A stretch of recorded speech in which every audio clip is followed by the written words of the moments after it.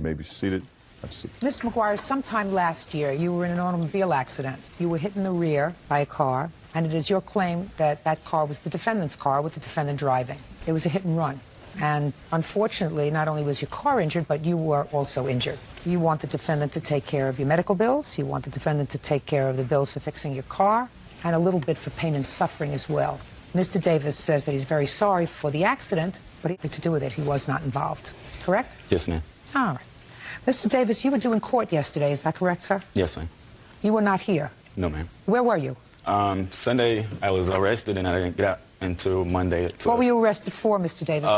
Possession of marijuana. How old are you? 21. Where Florida. Who do you live with? My mother at the moment. We're rebuilding a house for me, so I'm staying with her at the moment. How long have you been living with your mother? Now, maybe a month and a half. Prior to that, where you were living? With my fiance. Are you still engaged? Yes, we are. So why are you living with your mother? Because we were refurbishing a house that, had hurricane damage to it, so we moved in with her until we get our place situated. What kind of work do you do? I do hardwood flooring and ceramic tile. I'm self-employed. When was the accident, Ms. McGuire? About a year and a half ago, Your Give me Honor. the date, please. July 15th, 04. Who was in the car with you? Tommy, Shannon, and my young son, John Kenneth, was in the back. So your 3 children and you? Yes, ma'am. Tell me about the accident, please. Where were you? I was on W in Fairfield in Pensacola, Florida, and I was stopped at a red light, and I was rear-ended. What happened when you were rear-ended? The gentleman jumped out, ran over, looked right at us, right in the face, and got panicked. Did he say anything? No. When you were rear-ended, was there a lot of damage to the rear end of your car? Was it a hard hit? Yes, and the bumper fell down, and later I saw it was all cracked. And How were you injured? my neck, and I was having spasms in my back. Were the children okay? Yes, they were, thank God. When the person who was driving that car came over to the window, whose window did they come over to? To my side of the car, and leaned over and looked right in at us. Could you see the person clearly? Yes. Is it a man or a woman? Man. What ethnicity? White, but he was darker skinned. I just have to tell you something, Judge. This gentleman, if he lost weight, could you look at me? Yeah. I mean, he has braces, and he looks like he lost weight. The other guy had a tan. So you're not sure? He doesn't look like the same guy from before. From where before, Miss McGuire? From, you mean? I have to be honest. Absolutely. Yeah. That's what you're here for. Yeah. He was a rougher-looking guy. Can you look at me? It's... Whoo, Tommy. No. Well, I mean, I think it's just the braces. I think he looks I don't the same. have braces. Pardon me, when did you get your braces? I don't have braces. He doesn't have braces. He has bling in his teeth. Okay. Just give me a good look. Do you remember me? No, ma'am, I do this not. guy does. This guy, I have to be honest with you. You're not sure? It's not the guy. The guy that I was with was very evasive.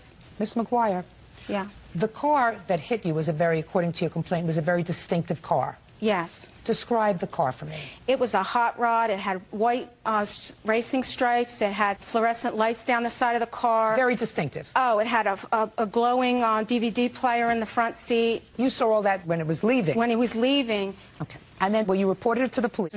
Sometime later, according to your complaint, you saw a car, you say the exact same car, with a for sale sign on it outside. Had the same numbers on the back, the last 3 numbers. I saw it. My daughter saw the car. You spotted it? Yes.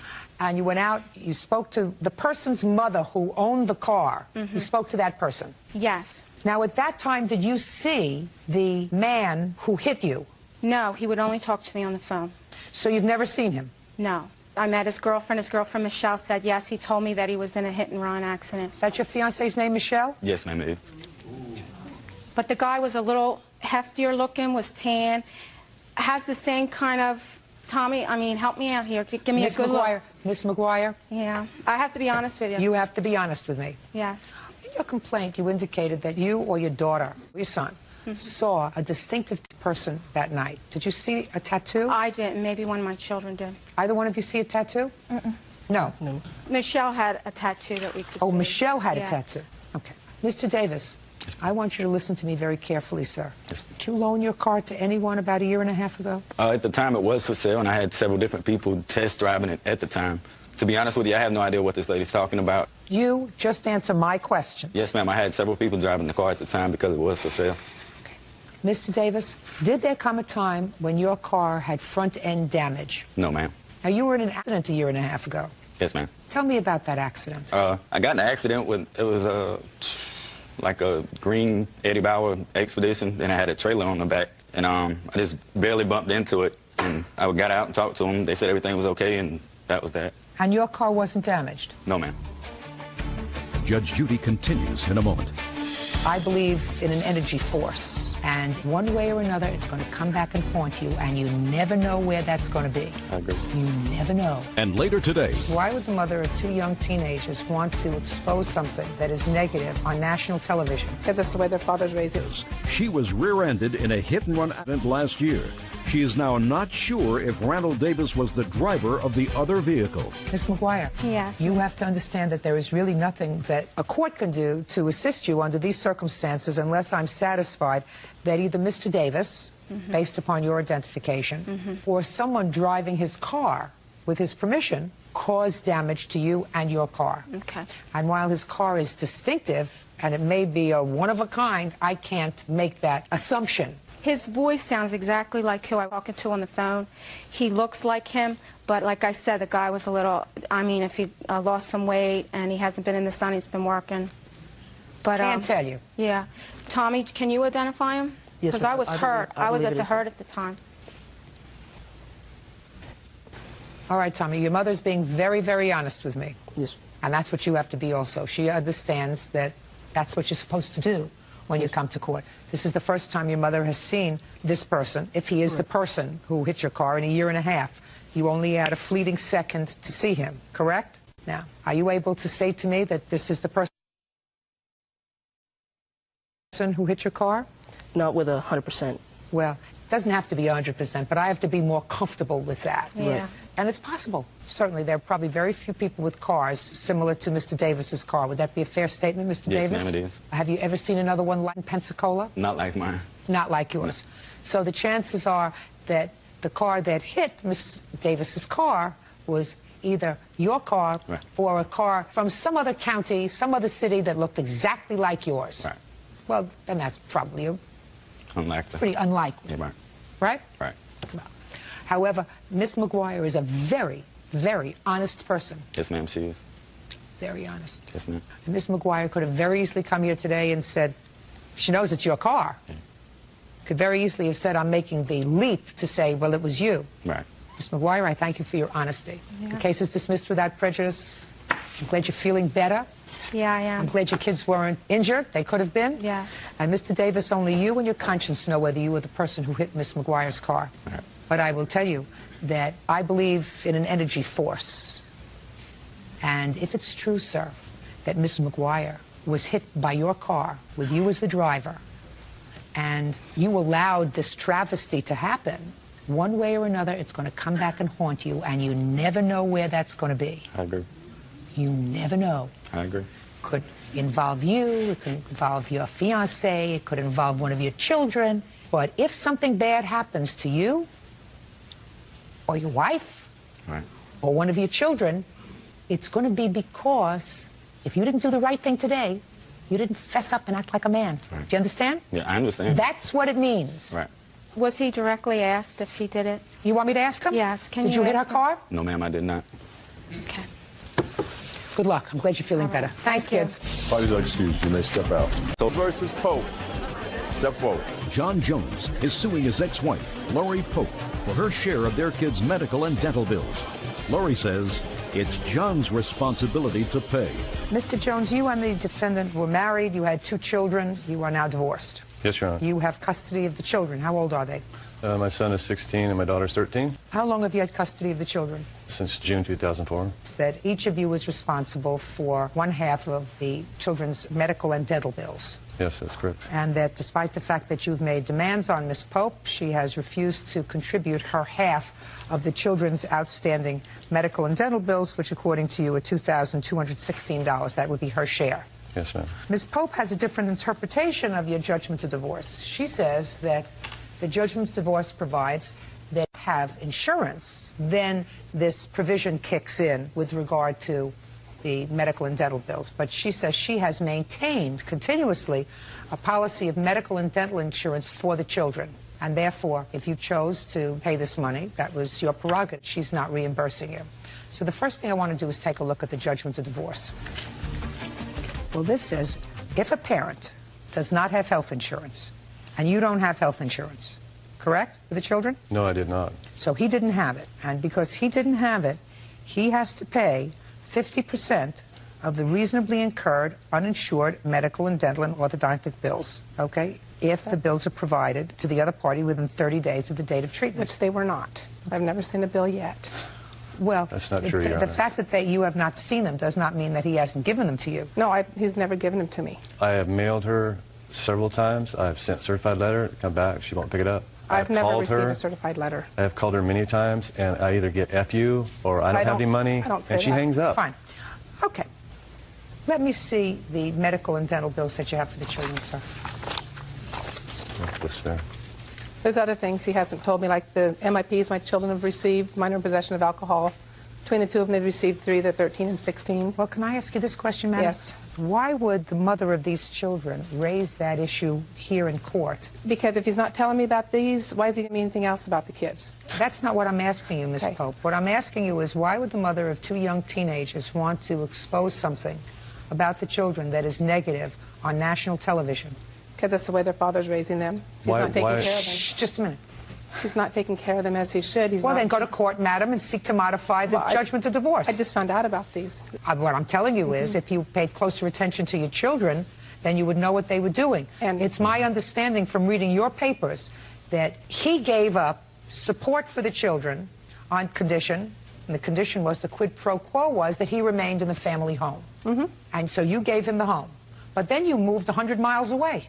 And I notified the courts. I don't care whether you notified the courts. Why would you move 2 hours away from your children? For a job. That's nonsense. You mean you couldn't get a job closer to your children? Your Honor, she had a job to start with. Don't make up stories as we I'm go. not making up stories as we go. If you don't... I want to move away because I had to get away from him, for one thing, because his mom would stalk me. I've got proof, but that's not having to do with this court. Your Honor. What I'm trying... Shh. I'm telling you that if you have 2 young children and you move 2 hours away from them so that you don't see them every single day or every other day, don't complain about the way they're being raised, especially on national television in front of 10 million people. He's not here about whether or not your children have been in trouble. He's here about whether or not you have paid or have not paid half of their medical and dental bills. And since you pay no child support, I would assume that the least you can do is pay for some of their medical and dental bills. I have paid child support up until they took it away from him. He got his child support. I also will have paid them had I known about them. Well, now you know about them. Right. Good. But, Your Honor, what? It states that he is to notify me, and he never notified me. I don't believe that that's true. Okay. I believe that you may not have looked at it, but according to him, not only did he send letters and stuff, but on the few occasions when you came to see the children, he would give you the bills and you'd throw them in the back of the car. No. Yes.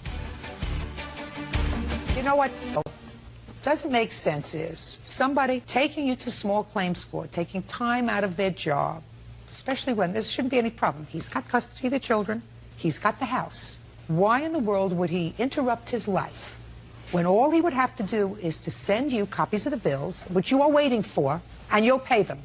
Instead, he goes to court, takes a day off from his job, takes another day off from his job to file the papers and to come here. Why would he do that if all he had to do was to send you the bills and you were going to pay half? Because that's the way he has done our entire divorce. Doesn't make sense, Ms. Pope. What your whole story to me doesn't make sense. You want to show her these bills so that she can have a look at them?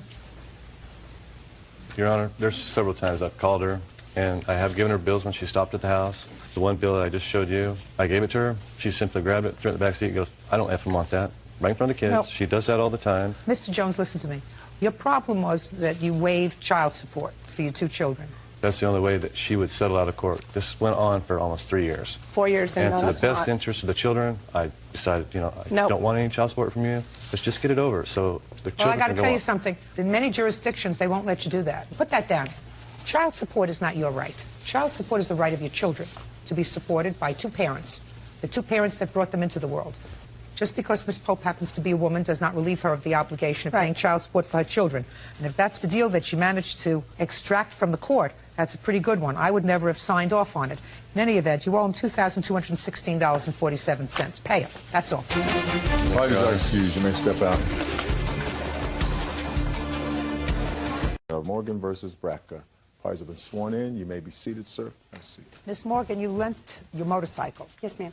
to the defendant, and it is your claim that when you got it back, it was damaged. Yes, ma'am. Mr. Bratka acknowledges that it was damaged, but said that it wasn't his fault. When did you make this loan? It was the beginning of November. Why? He asked could he borrow it for the day to go riding, and I was working and wasn't going to be riding it anyway. One day. There was no set agreement on how long, but yes. And what happened at the end of the day? I didn't hear anything. Was he your boyfriend, a friend of yours? We were dating at the time. Well, when did you hear from him again? We were communicating back and forth, but I tried to call him on the cell phone. I didn't get him, and he didn't get me, and I had sent him an email asking to get it back as quick as possible. I'd like to ride it on my day off. Which was when? On Tuesday. And? Did you hear from him? No. Why didn't you return the motorcycle? I honestly can't tell you if I was at work that evening, but I believe the date that I borrowed the Try motor. looking at me. Is there something over there that's attractive to you? No, yeah, everything's just new, so it's. Well, try looking here. Okay. This is a new face to you. The way it started was I met her out. We exchanged phone numbers. The next day we went out bike riding. Listen to me, Mr. Bratka. I don't care how you met. I don't care about the courting process. I want to know when you called her and said, can I borrow your motorcycle? The same day she's speaking of. And you didn't return it. And my question to you is why? Because at the time that I had the motorcycle, it was wintertime. Her statement to me was, don't worry about the bike. It's too cold for me to ride. You can ride it. I had the bike approximately 6 weeks. That's not true. Shh, just a second. You had the bike 6 weeks. Approximately 5 to 6 weeks, yes. 5 to 6 weeks. Approximately. I don't want to say 6 and it be a lie, but approximately 5 to 6 weeks. I wouldn't want you to lie to me, Mr. Bratka. I'm not going to lie to you. Well, that's a very good idea. Keep going. When it was in my possession, I was sick one evening in the bed. About midnight, my next door neighbor calls me. You need to come outside. Her bike has been knocked over because he is an acquaintance of her and ours. Went outside, the bike had been pushed over on its left side. The mirror had been broke, the windshield had been broke. I had ridden the bike earlier that day, and there was a small hole on the left fairing where the crank casing is, to where the bike had been warm, so it burnt probably a small quarter-size hole into the fairing of the bike. What's the fairing? It's a plastic piece that covers the motor of the motorcycle on the left side. But you can see that from the outside. Yes, ma'am. And that wasn't there when she gave you the bike? No, ma'am. So it was there when you had possession of the bike? Yes, ma'am. So now we have one hole. We have one broken mirror. Yes, ma'am. One cracked windshield. We have one cracked windshield. What else do we have? That was it. So whose fault is that? It wasn't my fault. I didn't go out there and push it over. Wasn't my fault. No, absolutely not. Wasn't his fault. No, ma'am, absolutely not. Now, let us say, sir, that the bike was damaged this way while it was in Miss Morgan's possession, and she came to you and said, I want you to fix my bike. What would you say to her? Negative. You would say negative because I didn't have custody of the bike, right? You did. It's your bike. You fix it. So my question to you, Mr. Bratka, is who's supposed to fix the bike? Well, there's other circumstances to this. Prior to me Yes. the agreement at first was I would put it on the patio of my apartment complex. I could not get the bike through the breezeway to get to my patio. I called her and notified her of that. Oh, don't worry about it. The bike will be okay. This was approximately 3-4 days after I had the bike. So there was no concern about the motorcycle being out in a parking lot of an apartment. No concern by whom? Apparently, her. So? I mean, that's, let's say you bring your car over to my establishment and leave it for 2 weeks. You're on vacation. Somebody comes and throws a rock. Just a second. We're not talking about bringing my vehicle over to your establishment and leaving it for 2 weeks, sir. You were riding this bike. Not at the time of what happened. You were riding the bike every day. No, ma'am, not every day. You were riding the bike every other day. Sometimes, yes. Yeah. So you were using the bike. I was. You got my drift. You want to give me an analogy, Mr. Bratka? I'm more than willing to hear it, sir, because I'm the master of that. But you have to do one that there's some connection to this event. Well, there was also numerous times that we spoke to each other about getting the bike Why didn't back. you just bring the bike back to her? Conflicting schedules. That's not conflicting schedules, sir. Yeah, she works during the day, I work at night. No. She lives in a house, an apartment. What does she live in? What do you live in? A house. I have a house. Does your house have a garage? Yes, ma'am. Okay.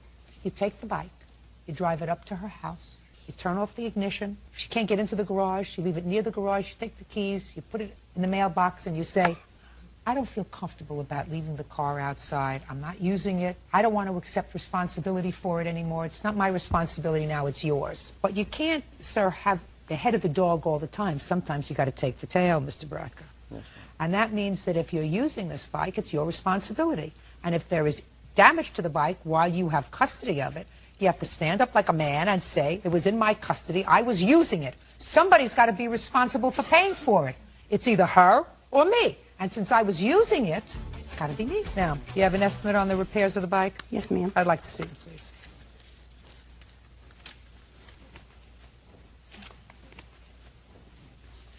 What happened to the fenders? I have no clue. The way the bike fell, it fell to its left. There's no way the fender got cracked with the bike falling on its left side. Did you take pictures of the Yes, ma'am, bike? I I'd did. like to see the pictures, please.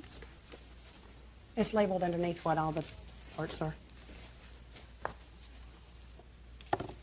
Well, here we have the picture of the hole. The windshield was missing. I went ahead and took it off. I mean, it looked kind of ridiculous with it cracked. I mean, a half-cracked windshield doesn't do you any good. You look like a nice man, Mr. Brecker. What kind of work do you do? I am a sergeant with the Department of Corrections. Okay. So I know you're going to do the right thing, sir. Judgment for the plaintiff in the amount of $935.84. Thank you. That's all. All is excused. You may step out. This is Luch. Step forward, please. Jacqueline Cortez is suing pet groomer Tina Luch for the cost to replace her Shih Tzu, Apollo. Jacqueline says Apollo was hit by a car while in Tina's care. Miss Cortez, you had a little Shih Tzu. Favorite. And you brought the Shih Tzu to Miss Luch to groom. Yes. And your dog was killed. Yes. I'm not exactly sure what you're looking for because according to the defendant, her insurance company either offered or paid you a certain amount. True? No. Okay. What's your dog's name? Apollo. I hate to talk in terms of dog. We call ours the girls. How old was Apollo? A year and a half old. And you'd had him since he was a puppy? Yes. I'd like to see a picture of him.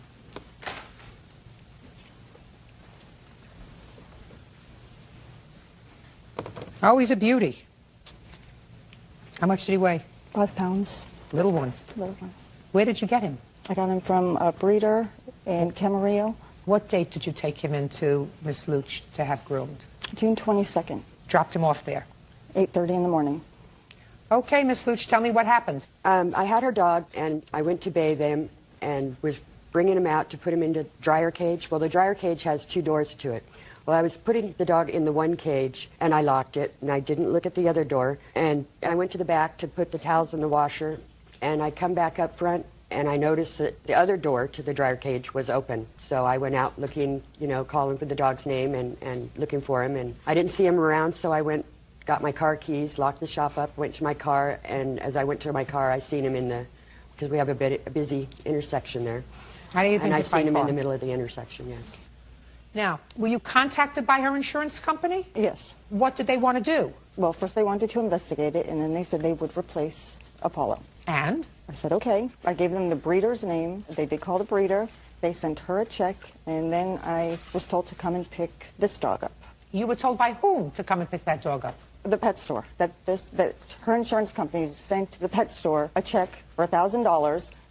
Just a second. The insurance company sent a pet store in Camarillo a check for $1,000. Yes, ma'am. And they wanted you to come up and pick up this dog? Yes, ma'am. That's ridiculous. Did you find a dog in a pet shop? It was from the breeder, the same breeder I had gotten Apollo from, yes. Same breeder, but it was at a pet shop?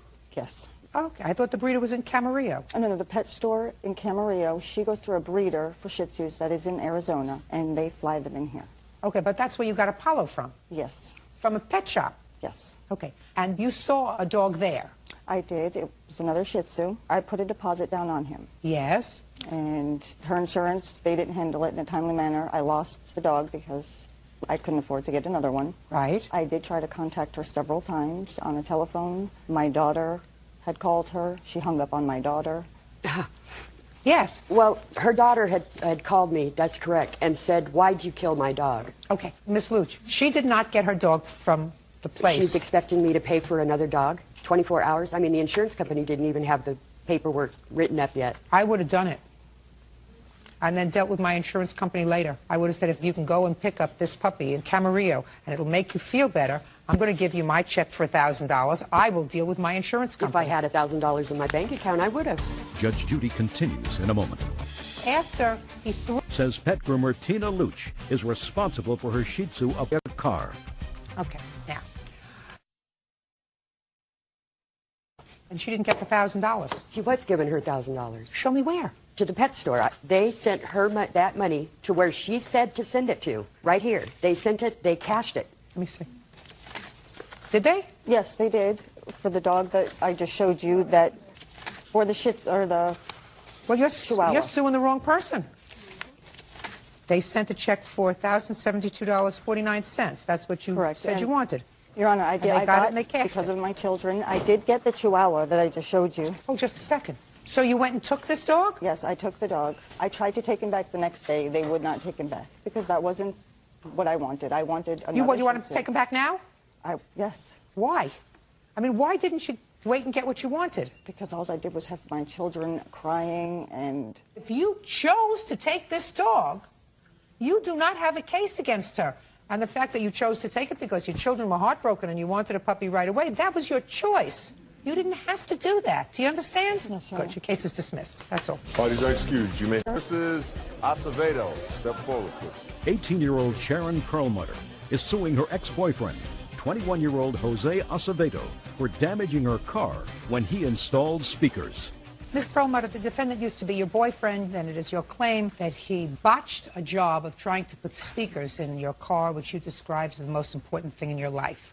And that as a result of which he damaged the car, you want him to pay to have the car repaired and to put these speakers in. Yes, that's correct. Mr. Acevedo says he is counterclaiming because you filed charges against him seeking a protective order. Those charges cost him a lot of money. They were ultimately dismissed, and they were not true.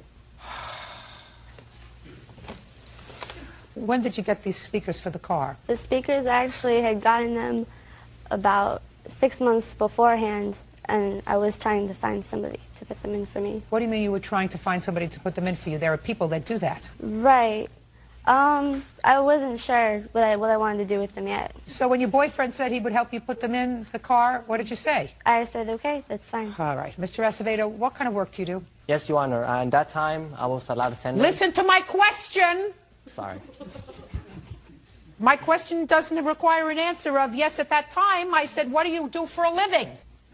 Administrator. What kind of an administrator? For a 355 Toyota car dealership. What do you do for them? Take care of service calls and customer service. So you work in the garage? I actually work in the office. So you don't work on the cars? No, ma'am. Okay, not a mechanic. And you knew that, is that right? Yes. And he was doing you a favor, is that right? Yes. So if he didn't do a good job, you don't have any recourse against him. Do you understand? You knew it wasn't his profession. You knew he was doing you a favor. You didn't have a contract with him. If he didn't do a good job, you should have looked a little further. Now let's get to the protective order. Why did you file for a protective order against him? He threatened to kill me. When did he do that? Threatened in a message that he left me. What did he say and when? He said exactly that. He said, I'm going to kill you. When? Probably in November. You mean after you broke up with him? Before you broke up with him? Right. He said he was going to kill you? Yes. But then you were together with him? Right. Well, if you were together with him, were you together with him because you were afraid of him, or were you together with him because you loved him? Because he had messed up my car and I was hoping he would fix it. So after he threatened you, you still continued to be his girlfriend because you were trying to protect your car. Is that what you're telling me? He secondly threatened me. He threatened to kill this guy that I knew. And he said at the end of his message that he was going to kill me too. But after that you continued to be his girlfriend. Because at that time, I didn't believe that he was serious.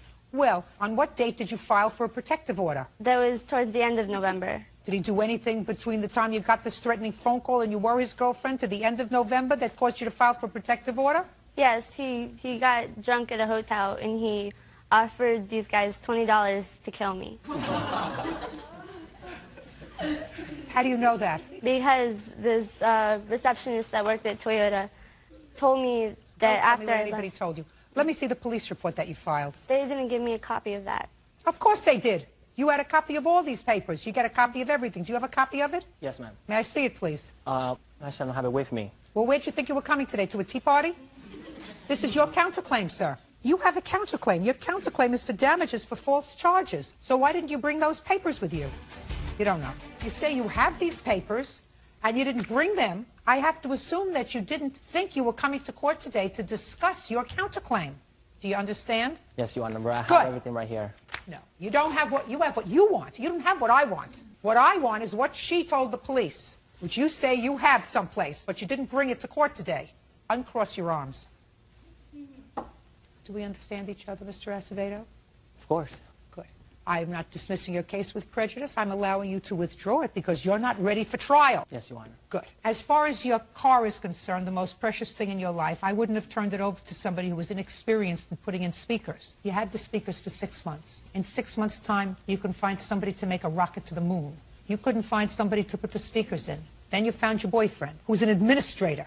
You allowed him to start tinkering around with your car. That was very bad judgment. I know. I'm never letting anyone touch my car again. Perfect. Goodbye. Thank you. Parties are excused. You may step out. He threatened to kill me.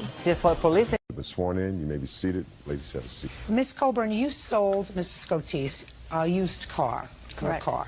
She made payments on it for a while, and according to your complaint, she stopped making the payments. You repossessed the car. Correct. You want the balance that she owes you for the original purchase price. Correct. Miss Scotese says she made most of the payments on the car. You repossessed the car, but when you repossessed the car, her property was in the car, and she is counterclaiming for her property. That's your property. So that's going to be turned over to you. So that resolves your counterclaim. When was the car purchased, Ms. Coburn? November 19th of 2004. And what was the purchase price? $2,800. What kind of car was it? 1992 Mazda MX-3. Were you friends? Did you know each other at the time of the sale? I knew her from her sister. So you weren't strangers? No. How much of a deposit did you leave, Ms. Scotese? I put $1,000 down when I went and picked up the vehicle. You agreed that Yes, that's what she put down. When was the car repossessed? October 14th of 2005. From November 2004 until October of 2005, how many payments did Ms. Scotese make on the car? 3. And what were the amounts of the payments? 2 $200 payments and 1 $100 payment. Now, Ms. Scotese, I assume you're going to tell me that you paid more than the $500 ascribed to you by Ms. Coburn. Yes, ma'am. How much do you say you paid? I did pay the $300, or the $500 she's speaking of were made in check forms my sister had wrote. However, when she came to Spokane, she was given $300 cash while my sister was at my sister's house. And then I have made... Who paid the $300? You or your sister? I paid the $300 cash at my sister's house with my sister there. Is that right? That is incorrect. Okay. Where is the car now? I've actually resold the car. For how much? $400, which Show I have me. evidence for all the damage and stuff. No. Show me proof that you sold the car for $400. Who did you sell it to? Monica. Who was that person? She's just an individual that was interested in the car. Do you have a blue book value on this car? No, I actually don't. Well, let's find out. Bert, could we find out about a 1992 Mazda MX-3 CP?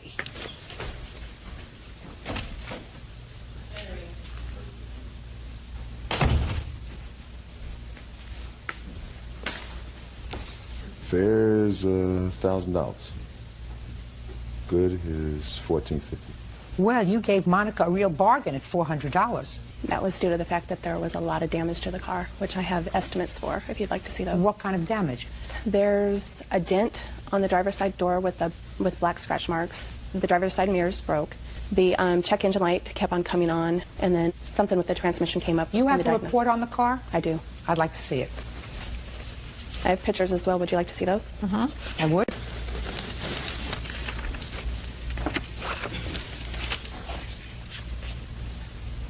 Well, that's not much of a dent. How'd the mirror get broken? The car was recently hit at work, in my parking lot at work, and I was working on, actually, the insurance company fixing it from the vehicle that hit it. Why did you stop making payments on the car? Because I had moved and I had fallen behind on my car payments, and we had spoken and we had made an agreement that I would catch myself up. That way the car was paid off in August like we had discussed. At that time, that's when I made the $400 and the $300 money order payment, owing still $200 to her. I had problems with the vehicle since I bought it, and she's very aware of this. I already had transmission, and it's a used car. Old car. Oh, yes, and I'm not blaming her for these, but I'm saying that the issues that she's describing are the same issues I've had since I've had the vehicle. Okay, she's entitled to her money. Can I ask a question? Yeah, Ryan? she's entitled to her money. Fine with me. Okay. She sold the vehicle. Can I ask when that was? Because 2 days ago, my sister seen the vehicle parked out on the street in Spokane with my belongings, some of my belongings still in there. So I have a feeling that all my stuff is not there. The 19th of November. And on the 28th, my sister had taken some pictures seeing the vehicle parked in Spokane with still some of my belongings in that vehicle. How would that happen? The car is still in Spokane. due to the fact that I had to get the estimated damages to make sure that it was able to come back over to Seattle because it was clunking and the engine light was coming on, and it was wanting to Just a second. stall. So you're telling me that you sold the car to this person that you didn't really know, Monica, and you sold it to her on the 19th of November, but you still kept it in your house on the 26th of November? No, it's not at my house. Or on the street? It's at the shop where the estimate came from. It's that is at where the car is. Firestone. She doesn't even live in Spokane. Just a second. That doesn't sound right to me. Judge Judy continues in a moment. Can't say because I was... This former friend, Jessica Scotise, owes for the balance on a car she sold her. Jessica is countersuing for the return of belongings. How do you know Monica? She's an affiliate through a friend of mine. Now I don't believe you. Seriously. No, now I don't believe you. I asked you who she was before. Before you didn't tell me that you knew this person. Well, I really don't know her specifically. I know of her through somebody Listen, you else. sold the same car twice. She gave you at least $1,500 for the car, and I'm not so sure that Monica, who lives in a post office box, according to this, gave you only $400. Sometimes people put that down so that they can reduce the tax that they have to pay when they go and register a car. That sometimes happens. You do know that, don't you? I understand that. Good. But So I did that you sold for the same car twice. I wouldn't complain. Give her back her property. Case is dismissed. That's all. Why is that excuse? 19-year-old Alexandria Emmerling is suing her former roommate, 18-year-old Amber Marino, for unpaid utility bills and harassment. Amber says left her high and dry. Miss Emmerling, you and the defendant decided to share an apartment together. You managed to get somebody to give you a month-to-month situation so you didn't have to sign a long-term lease. That is correct. Your arrangement with each other was that you would split the expenses of the apartment, including utilities. Your complaint alleges that Miss Marino owes you for some utilities for the last month that you lived there together as roommates. Miss Marino says that you, without notice, moved out, leaving her in a situation where she was actually homeless for a short period of time. But more importantly, because you moved out of the apartment without giving her sufficient notice, the landlord refused to return her $150 security, which more than covers the utilities that you are allegedly owed. So, when did you move in together? October 1st of 2005. And you knew each other before as friends? Yeah, we had a few classes together in school. Which school? Jamestown High School. You both thought it was a good idea right from high school to move out on your own? Well, there was a period where we didn't talk very much, and then over the summer we started hanging out more, and we thought we both wanted to get out and experience life on our own without parents. You know what I mean? Kind of more responsible, you know. Well, you certainly were responsible. When did you move out of the apartment? On December 30th of 2005. Now, when you moved in, did you have to give the landlord security? Yes. How much? $150 each. Did you get your security deposit back? Yes. How did you manage to get your security deposit back? I gave the landlord a month notice. I paid for January, and I went in and cleaned the apartment. She left it a mess, and in order to get the deposit back, it had to be in the condition that we rented it in. When did you move out? As soon as she took her stuff out of the apartment. Which was when? Towards the end of December. I had bronchitis. I was out of work for a week, and I had gone home to do a nebulizer treatment to help my breathing, and I took a nap, and I came home, and her stuff was gone out of her bedroom, like her necessity stuff, her clothes, her makeup. So I had, you know, it triggered that I had to move out. So you did move out? So I did move out. Did you go back and clean the apartment? No, I didn't clean it. Why not? I didn't know what she was doing. She could have been staying. I left. You just told me when you came back her stuff was gone. Not the entire, like her necessity stuff, not the furniture, just what she needed to not be at the apartment.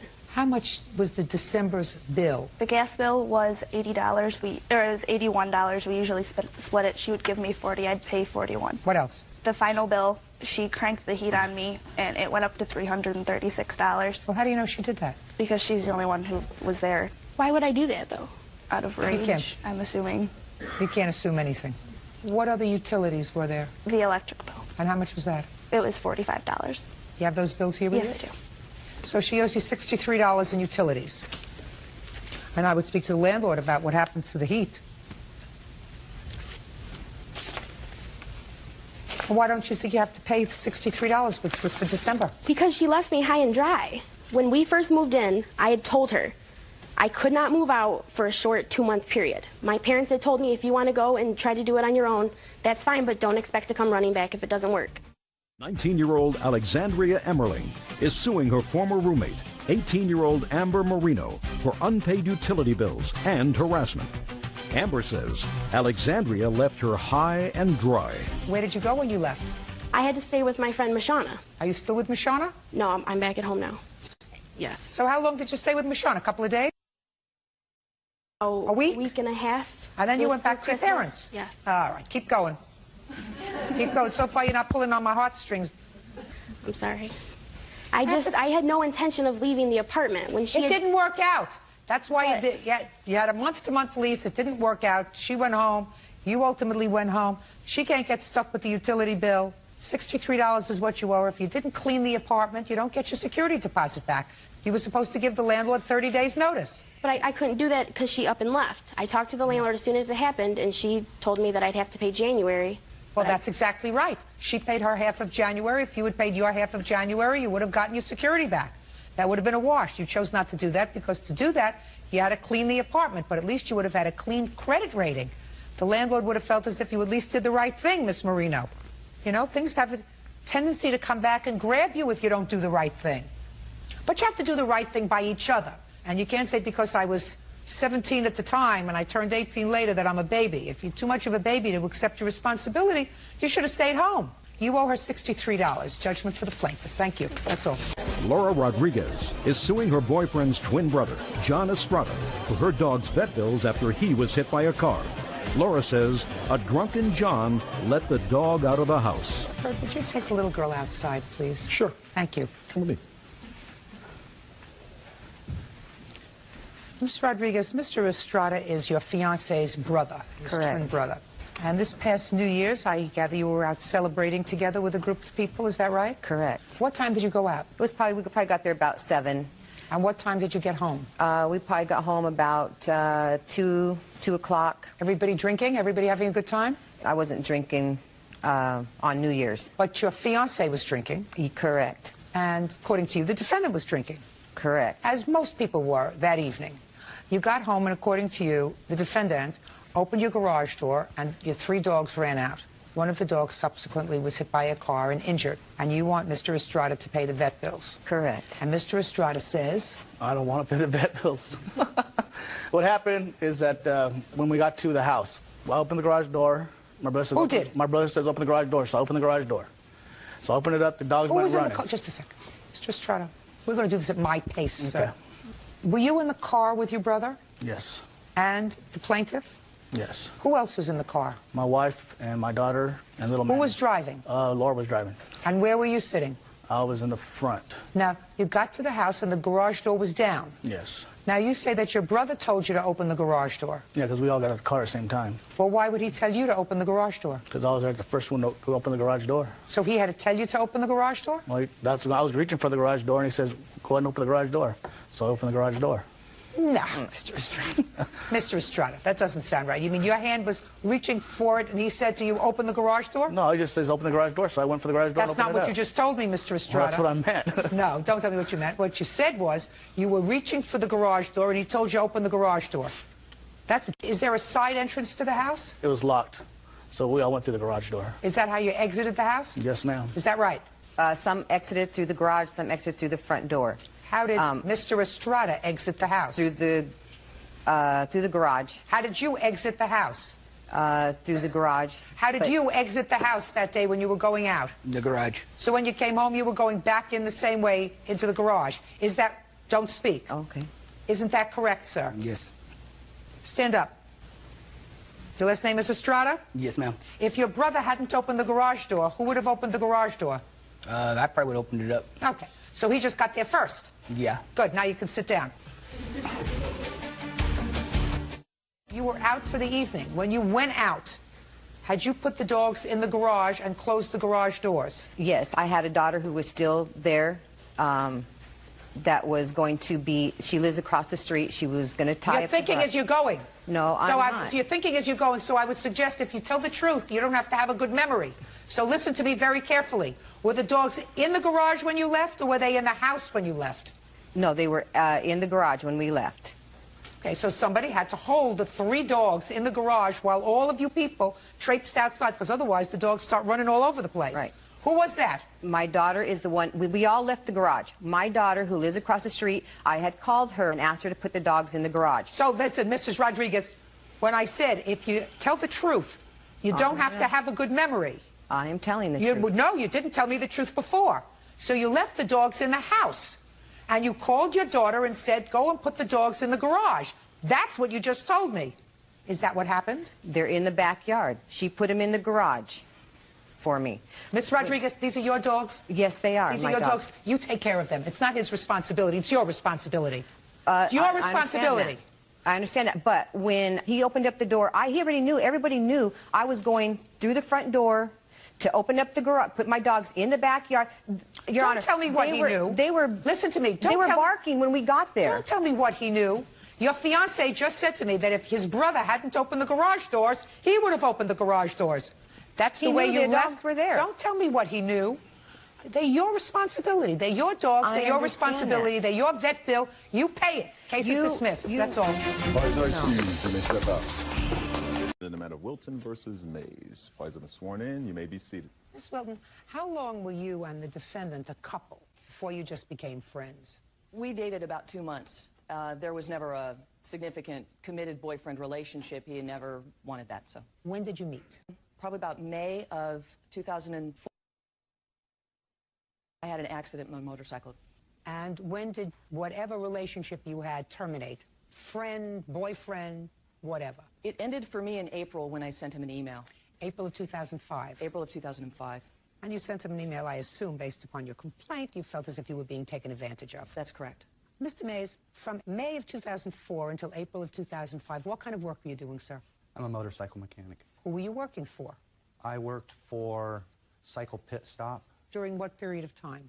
From August of 2004 till February of 2005. From February of 2005 until April of 2005, you weren't working during that time for anyone else? No, ma'am. I was on disability. What's the nature of your disability? I had a pacemaker put in. When? February of 2005. Where were you living at the time? Huntington Beach. Okay, you never stayed at her house? No, ma'am. By the way, your pacemaker precludes you from working? I was on disability until they released me, and I went to work right after that. During this period of time that you met him, how much money did you either loan or give him or transfer to him in one way or another? Your Honor, the dollar amount exceeds $20,000. Would that be about right, Mr. Mays? No, ma'am. How much? It was more like $13,000. That's not what this case is about, but it's about what the counterclaim is about. What was the $13,000 for? A motorcycle, Your Honor. You mean for your own personal use? The motorcycle was originally purchased to make money off of. She talked me into purchasing it for myself. What does that mean? Originally, I bought a crashed motorcycle. That was what I was trying to do, was repair crashed motorcycles. She told me that I should purchase this one for myself so I could show other people the kind of work I do. When did you purchase it? That would have been September of 2004. Okay, did you ever pay back the $13,000? No, I tried to make some payments. There were some problems involved, most of it because of my health. So the answer is you didn't pay her back? No, ma'am. Because I'm going to deal with your counterclaim first. The counterclaim is for your tools. Yes, ma'am. You say you have over $5,000 worth of tools in Miss Wilton's garage. Yes, ma'am.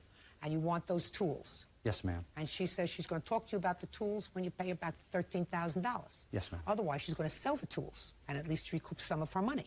So, Mr. Mays, you want me to give you back what she considers collateral for this major $13,000 loan that you acknowledge that you haven't paid back, which leaves her with nothing? The collateral was the motorcycle. She has the motorcycle in her possession. The tools were never collateral. Did you fix it? Yes, I did. It's all fixed? It is fixed and sold. How much did you get for it? $5,300. Maybe it wasn't a good investment. Absolutely not, Your Honor. But if the motorcycle was the collateral and the tools were not the collateral for the loan, is that right?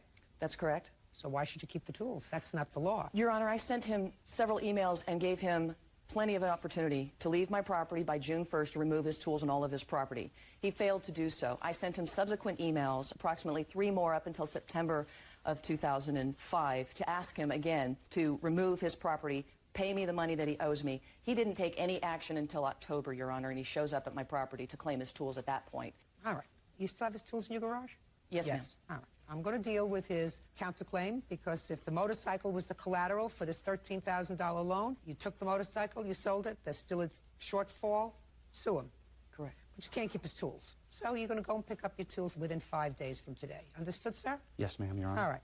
Now, she wants some money. You owe her $2,272. Explain to me that amount, in addition to the now $8,000 he owes you for this motorcycle. Your Honor, I have a copy of a checking account statement showing that I deposited $1,500 into Mr. May's account, and that was for 2 Olin's rear shocks for both of my motorcycles, and he failed to purchase the rear shocks on my behalf. He did not install them on the motorcycles, and I have not been repaid the $1,500 that I deposited. Go. She put $1,500 in my account without my knowing. I put in the order for the shocks. Just a minute. Okay, let's go back, Mr. Mays. Yes, ma'am. She put the $1,500 into your account. Yes, ma'am. At some point, she must have whispered in your ear. Yes, ma'am. This is for shocks. Yes, ma'am. Because otherwise, you had to be Karnak. She said, well, there's $1,500 in my account. Maybe instead of going out and buying myself 2 nice suits, I'll go and buy 4 shocks. So somehow you had to know that that's what it was for. Yes, ma'am. She told you. Yes, ma'am. Good. So now let's get back to, she put $1,500 into my account and I ordered shocks. Yes, ma'am. And what happened? She changed her mind. Did you cancel the shocks? Yes, ma'am. Good. And what did you do? She told me she wanted a jacuzzi in her backyard and she needed a slab of concrete poured. I don't really do this for a living, but she asked me to use the money to get the slab of concrete poured. Who was going to pour the concrete? She had a cement truck show up, and I was going to wheelbarrow the stuff from her driveway to the backyard. During what month, sir? This was done in May. May of what? 2005. May of 2005? Yes, ma'am. With that brand new pacemaker. Must have worked just fine. 15 wheelbarrows full. What month did you go off disability? Right at the end of May, 2005. Well, so what you're telling me is we paid you disability in the month of May when you were schlepping 14 barrels of cement. Is that what you're telling me? Yes, ma'am. Is this a good America? Very, very good America. Judge Judy continues in a moment. The whole thing with this case. Ex-boyfriend Douglas Mays for a series of unpaid loans. Douglas is countersuing for the return of his tools. Mr. Mays, how much did you pay for the cement? She paid for the cement, I paid for materials and 2 laborers. How much did you pay? $1,500. Show me. I don't have it. Your Honor, it wasn't my slab. I had no idea I'd be in court over this. I never kept a receipt for this. Your Honor, he assisted and provided labor in putting the slab in my backyard to work off some of that $13,000 debt that he owes me. Did he hire 2 people to work with him? He got them to volunteer, Your Honor. Who? A friend of his from AA and a contractor that does... They don't volunteer. There would be no reason for them to volunteer to do it. How much did you pay him? I really can't recall. There was a bunch of material I had to buy, some tools I had to buy. Mays. I paid the contractor a couple $100, and I paid the laborer $100. So that's $300. Yes, ma'am. That would leave $1,200 left over. I bought lumber and rebar. I don't have the receipts. Well, you could very easily get the receipts, sir. You're in business. I'm not in the business of pouring concrete, Your Honor. You're not in that business, but you're a businessman, right? Yes, ma'am. So far, I got $300 because I don't believe that he paid these people nothing who worked with him. Can't believe that. I don't either. They would pay him something, even if he gave him $100 for the day. Okay. Okay. What else do you want from him? Your Honor, I am asking for $145 for impound fees. Doug was in an accident on June 7th of 2005, and he was riding on a suspended license on my motorcycle, and he caused the motorcycle to be impounded. And he not only offered to pay the fee, but he's the one that caused the fee. I had to bail my bike out of impound. This is down in San Juan Capistrano also, and I live in Lakewood. Well, your defense to that, Mr. Mays, is that she shouldn't have let you borrow the motorcycle because she knew you had a suspended license. It was her idea for me to drive the motorcycle, well, Your Honor. Yes, it was. She wanted me to be able to come over to her house still so I could work on projects, was what her terms were. What the real reality was she wanted me to come over and have movies and eat dinners with her. The whole thing with this case really isn't about money. Of course it's not. It's all about her getting her heart broken because I got it. She didn't get a boyfriend out of the deal. Listen, Mr. Mays, I got it. Yes, ma'am. I don't need any great diagram to figure that out, Mr. Mays. What I'm trying to figure out is your character.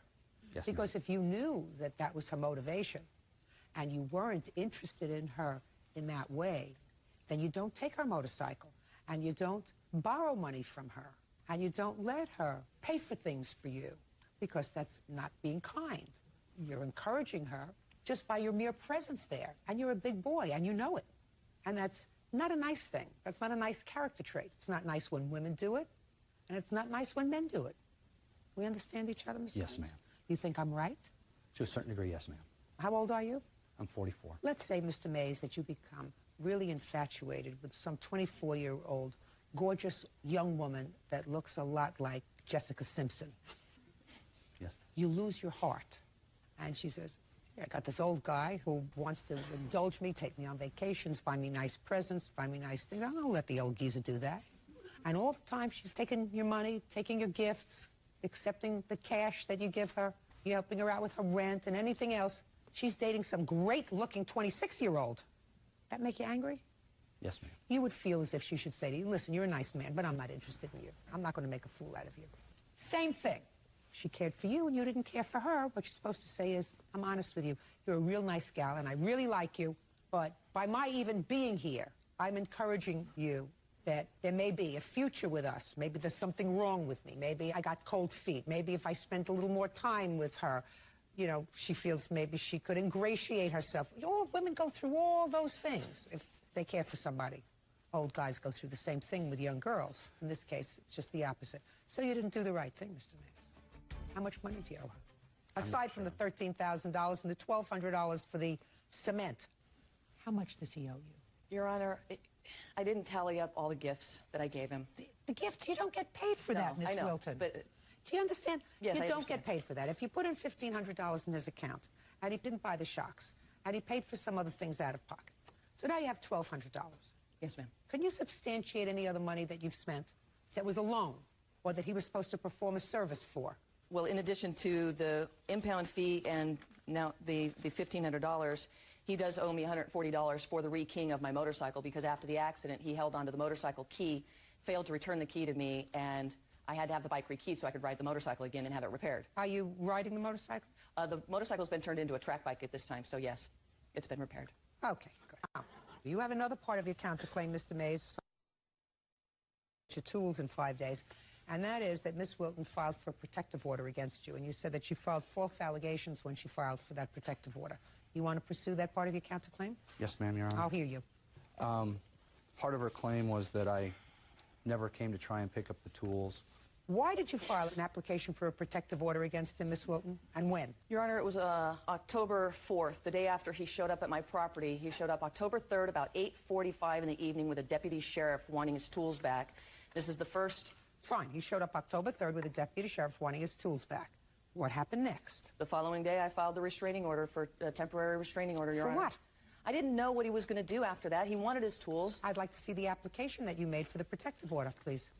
I also have a police report for that night. I'd like to see it, please.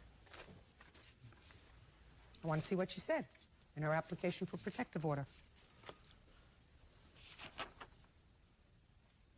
They didn't grant a protective order, did they? It was the temporary one. When we went to court, they threw this out. Of course. It's Yes. baloney. When did you go to court? October 26th, I think it was. That's baloney. Did you hire a lawyer? No, ma'am. This protective order is going to cost you a couple $100, my dear. Your Honor, I'd like to go back to the tools I'd like to go back to, he says here, he threatened to call the California Bar Association. Are you a lawyer? No, ma'am. I graduated from law school, and I've sat for the bar in July, and I'm sitting again in February. Well, I'm going to tell you that when you file for a protective order, you're supposed to have grounds. You're not supposed to use it as a method of gaining leverage in a property dispute. And if there's a property dispute over tools, he didn't come to you alone. He came to your house with a deputy sheriff so that there wouldn't be an altercation. You had no right, you had no basis, reasonable basis, to file an application for a protective order against him. Your Honor, the fact that you live in a place where somebody issued you a temporary restraining order is bizarre to me. But certainly there were no grounds for a protective order against him. Your Honor, I sent him an email back in April of 2005 dissolving the relationship, telling him that he needed to remove his property and tools from my premises. He didn't take any action. Your Honor, again, I sent him a following email, okay, and I have copies of those emails. I'm not interested. Listen to me. You're not following me, my dear. Even in a verbal conversation, no, I am following you, Your Honor, I understand. Okay, There's a difference between a dispute over property, or whether you have the right to dispose of property, or whether you have the right to charge storage fees for property, or whether you have the right to offset that property against a pre-existing debt. That's money. But what you're seeking when you go to court and say that I am in fear for my welfare, you say for your son's welfare, for my life, because of his behavior, especially somebody who has legal training has to know that that has to be a reasonable fear. And you didn't have a reasonable fear based upon What happened on the 3rd of October, he came to you with a police officer. Your Honor, I wanted to nip that in the bud. I didn't want it to get any further than that. I didn't want him stealing it from my property. You don't use an application for a protective order. That's not what it's about. Thank you. It's not what it's about. I mean, I sat in the family court for years, which is where these things, applications for protective orders started. They started because you have a legitimate fear that someone might harm you. And based upon the history that I've heard between the two of you, there was no such history. As a matter of fact, he totally ignored you for 3 months. You're not supposed to play with somebody's heart. You know, the money she can get back, the broken heart is a little bit harder. You're supposed to treat people nicely because you know something? It's been my experience, Mr. Mays, what goes around comes around. Yes, ma'am. And only recently I had some guy, 53 years old, standing on that side. And the girl was 31 years old, stood on this side. And I said, listen, you play with fire, you're going to get burned. She made a fool out of you. You should have learned your lesson. If you did that to her, eventually it's going to come back and bite you. Yes, ma'am. So you got to treat people's emotions with a little more care. That's what makes this place a nice place to live. Otherwise, you're living in a jungle. Judgment for the plaintiff in the amount of $1,285. The fiasco with the protective order is going to cost you $200, Miss Wilton. You still owe her $1,285, sir. Got it? Yes, ma'am. And you owe her probably $8,000. Be nice if you could resolve that. Yes, ma'am. That's on the $13,000 loan. That's all. Parties are excused. You may step out. I don't think that she really listened. Case number 500 on the calendar in the matter of Gonzalez versus Gonzalez. Parties have been sworn in. You may be seated. Ma'am, have a seat, please. What's your first name? Michael. Mrs. Gonzalez, this young man is your stepson. Correct. How long have you been married to his father? 9 years. You're still married to his father? Yes. According to your complaint, several years ago, you purchased a car. Yes. And for whatever reason, you explained to me, you and your stepson entered into an agreement that he would take over the payments on that car, and the car would eventually, according to you, be his. Correct. He did, in fact, take possession of the car, used the car for a while, and made payments on the car. Yes. Did he pay payments to you or to the finance company? He paid payments to me. And he did so regularly for how long? For a year and a half. And then he stopped making payments and brought back the car. According to you, it was in deplorable condition. It was sold, and there's still something like a $10,000 shortfall on what was owed. Plus the money he owes me, so yeah. Well, whatever. I certainly don't have jurisdiction over $5,000. And Michael says that his agreement with you was that he was really like renting the car from you. And when he no longer wanted it, he returned it to you. Is that right, Michael? It's not like I no longer wanted the car. I actually wanted to keep the car. I needed the car. Okay, then I'm going to get to you. The car was turned over to your possession when, Michael? Late December of 2003. What kind of a car is it? 2003 Mustang. How much was it purchased for new? $25,000. How old are you? I'm 22. You got to think about that, Michael. Questions are going to get harder, dear. So, a couple of years ago, you were still a teenager. Yes, ma'am. Were you working? Yes, ma'am. What were you doing? When I first picked up the car, I was a supervisor at the Oakland Airport on the ramp. How much were the car payments every month? $472. How much did you give your stepmother towards the car payments every month? About $472. If I was late, like a couple of days late or a week late, I would pay the late fee. Now, there came a time that you stopped paying for the car. Mm-hmm. Why? July of 2005, last year, I contacted my stepmother. I was late about a week and a half from the car payments. I lost my job, not the job that I was at the Oakland Airport. I had another job with a temp agency. I was getting You were no longer working at the airport? No. Mm-mm. Why not? Because I was laid off of in sometime of 2004. For what? Just because they didn't need supervisors. I mean, there was about 6 supervisors. They started losing 2 airliners in the Oakland Airport. Is that what happened? Well, he had about 7 jobs since he's had this car, so. Okay, well, at least he's working. Same amount for cars for her. Listen. Oh, yeah. Don't talk to each. Okay. At least he's working. He's not now. Okay. So you lost your job? Yes. Go ahead. Basically, in July, I had asked her, I was renting an apartment in Livermore, California, and also making a car payment, which was about $500 for the apartment, $500 for the car. And I wasn't able to make that unemployed. And I talked to her, and I said, what can I do here? My dad took the car without letting me even know, just basically put a key in the ignition and drove it off. Okay. You called her in July while you still had the car? Yes. And said what? Well, I said that it was going to be tough to make the car payment. I'll make it next week. The next week is when the car left my property, and I called her again. Did you make the car payment the following week? No, but she also didn't call me and say, your dad's coming to pick up the car today.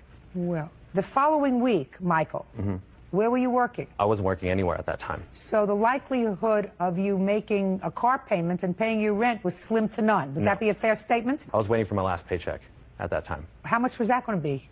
Probably about $600. That just about covered your rent. Just about covered my rent, yeah, basically. So that the likelihood of you making a car payment in the foreseeable future was little to none. Yeah. Basically, well, I mean, the car payment came first. Michael,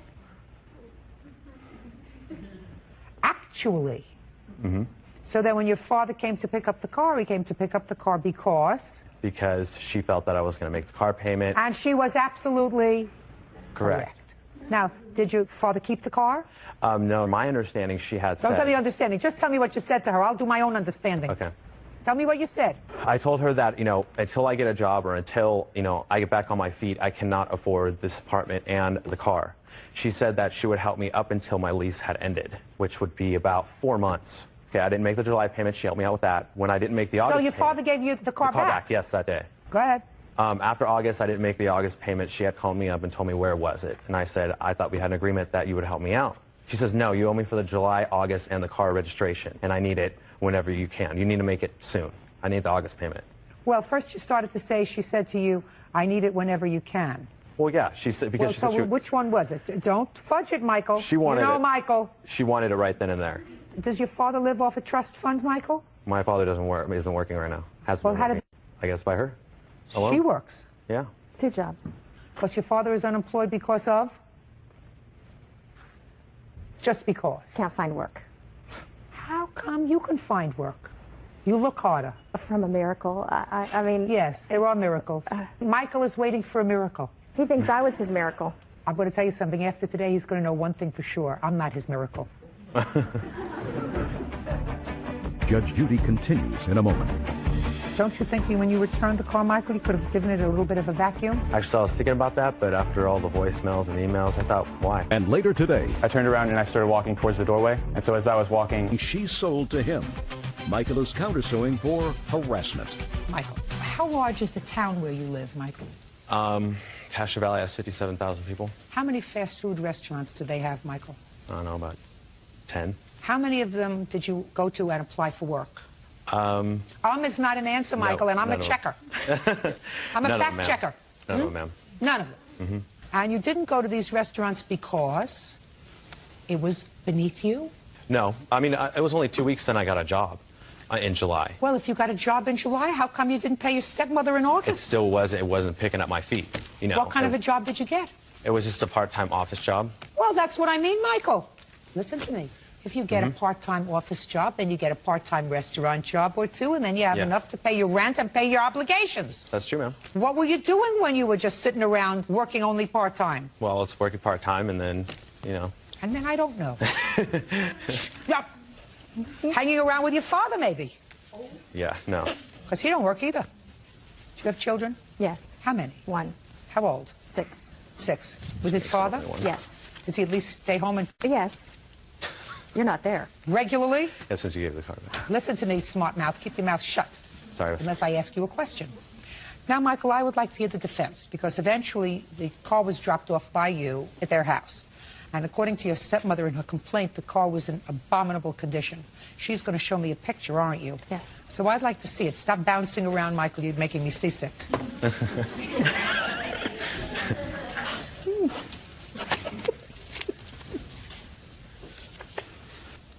Do you smoke, Michael? Yes. You're not a neat smoker, Michael. There are holes in the seats. Yeah, there was one hole in the seat. No, there's more than one hole in the seat, Michael. That was for my father, actually, when I drove him. Wonder where he gets money for smokes. That's what I want to know. Don't you think when you returned the car, Michael, you could have given it a little bit of a vacuum? Actually, I was thinking about that, but after all the voicemails and the emails, I thought, why? Well, because they were very nice to you. No, she wasn't, actually. Yeah, they were very nice to you, Michael. They weren't. They stopped being nice to you when you started to be irresponsible. No, I've been handling this for 2 years, how nice. Even when I didn't have a car, she was not a very nice stepmother. Only when she wanted to be. So. Stop bouncing. First of all, in all probability, you shouldn't have bought the Mustang for yourself. Correct.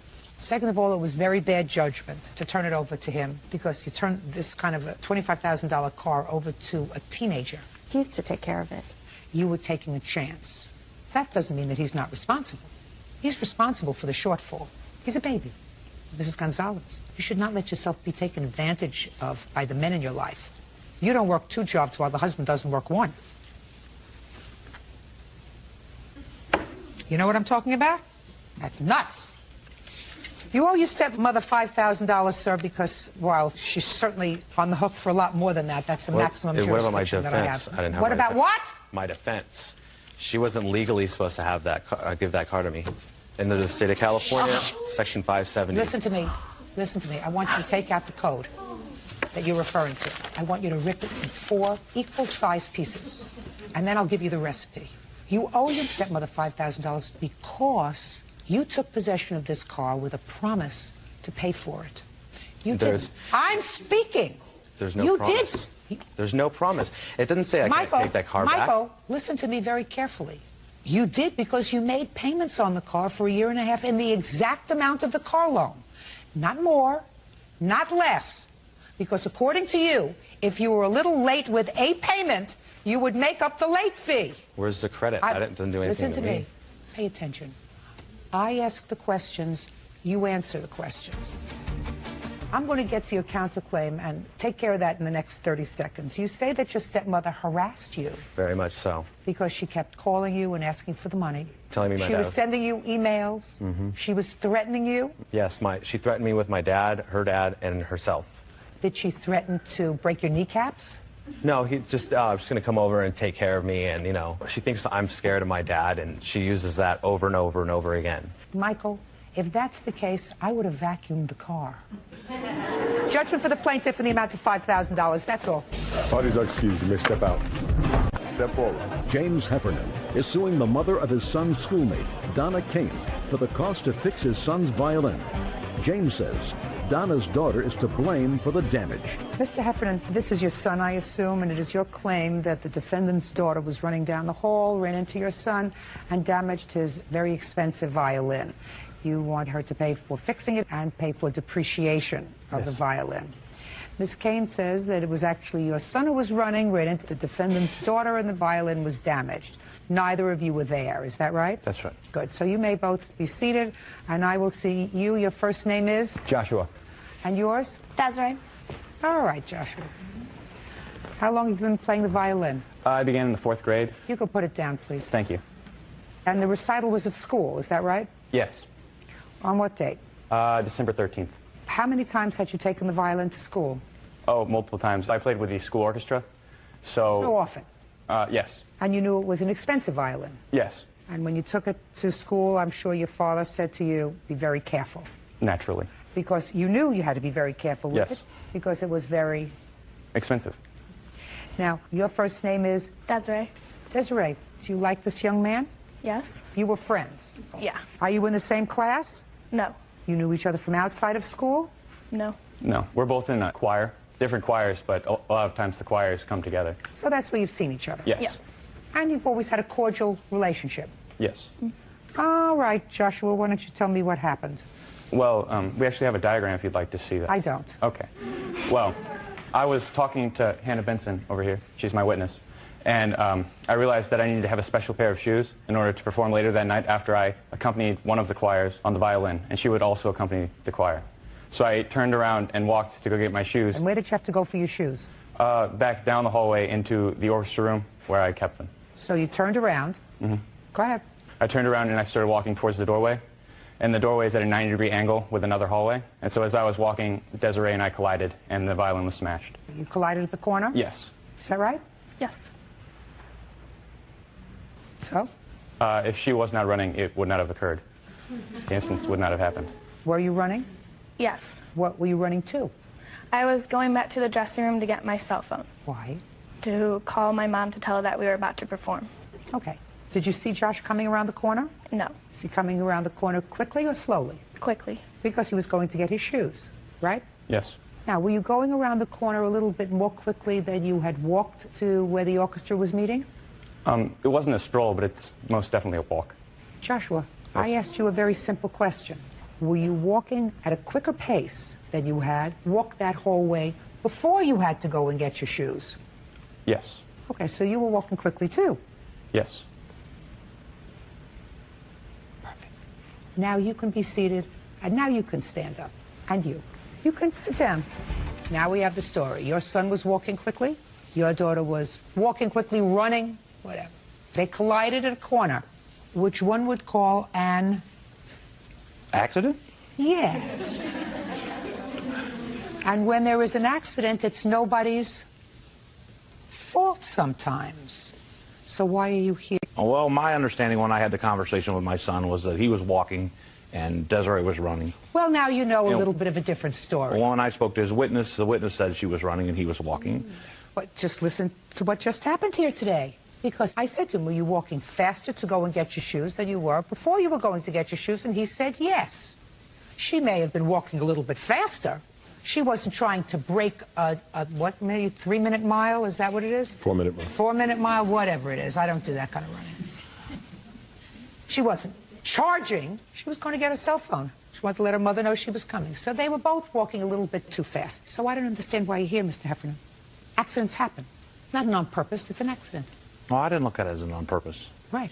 And the law, in my judgment, sir, if a child, a minor child, does something with gross negligence or does something purposefully, she was chasing him in the hall for some reason and the violin broke. But that's not what happened. They were two kids walking too fast in the hallway in school. He brought a violin that was much too expensive in all probability for him to bring to school because accidents in school do happen. So I don't know why you see, you don't have to say a thing. Sometimes things require a lawsuit, sometimes not. This is one of those knots. Have a lovely day. It's a beautiful violin. Is it fixed? Yes. Great. Continue to play. You look like a very nice young man, Joshua. Goodbye. Thank you very much. Thank you. Parties are excused. You may step out. She's the boss. Yeah, this is case number 503 on the calendar in the matter of Rambo versus Godwin. Parties have been sworn in. Judge, you may be seated. Mr. and Mrs. Rambo, the Godwin family rented a house from you. Is that right? Yes, that's correct. And the house is in close proximity to where you live. It's right next door. According to your complaint, the Godwin boys, I assume these two young men. Yes. The Godwin boys are responsible for at least once, probably twice, putting soap in your koi fish pond the last time the koi fish died. That's right. And you want Mr. Godwin to be responsible and do the right thing. Mr. Godwin says that the two of you have been harassing them, their family, and their boys. Their boys had absolutely nothing to do with poisoning your koi fish. He is counterclaiming for harassment. How many boys do you have, Mr. Godwin? Just 2, Your Honor. Have any girls? 1. How old is your daughter? She's 14. She giving you a hard time? No, ma'am. Perfect. How many times have you been called to school because of your boys? I've only had a couple of small incidents on the bus. How many times has it been reported that there have been problems on the bus? I think twice. Which boy? The youngest. Raise your hand if you've been a problem on the bus. Both of them, Mr. Godwin. Now, your name? Christopher. Stand up, Christopher. How old are you? Sit over next to your father. Get your finger out of your mouth. Put your hand down. How many times have you had problems on the bus? Like 2. What kind of problems have you had on the bus? People blaming stuff on me, and that gets People me. blaming stuff on you. What kind of things were they blaming on you, Christopher? Like kicking other people, but I don't kick anyone. Okay. Why don't you come over here so we can talk a little bit closer together, Christopher?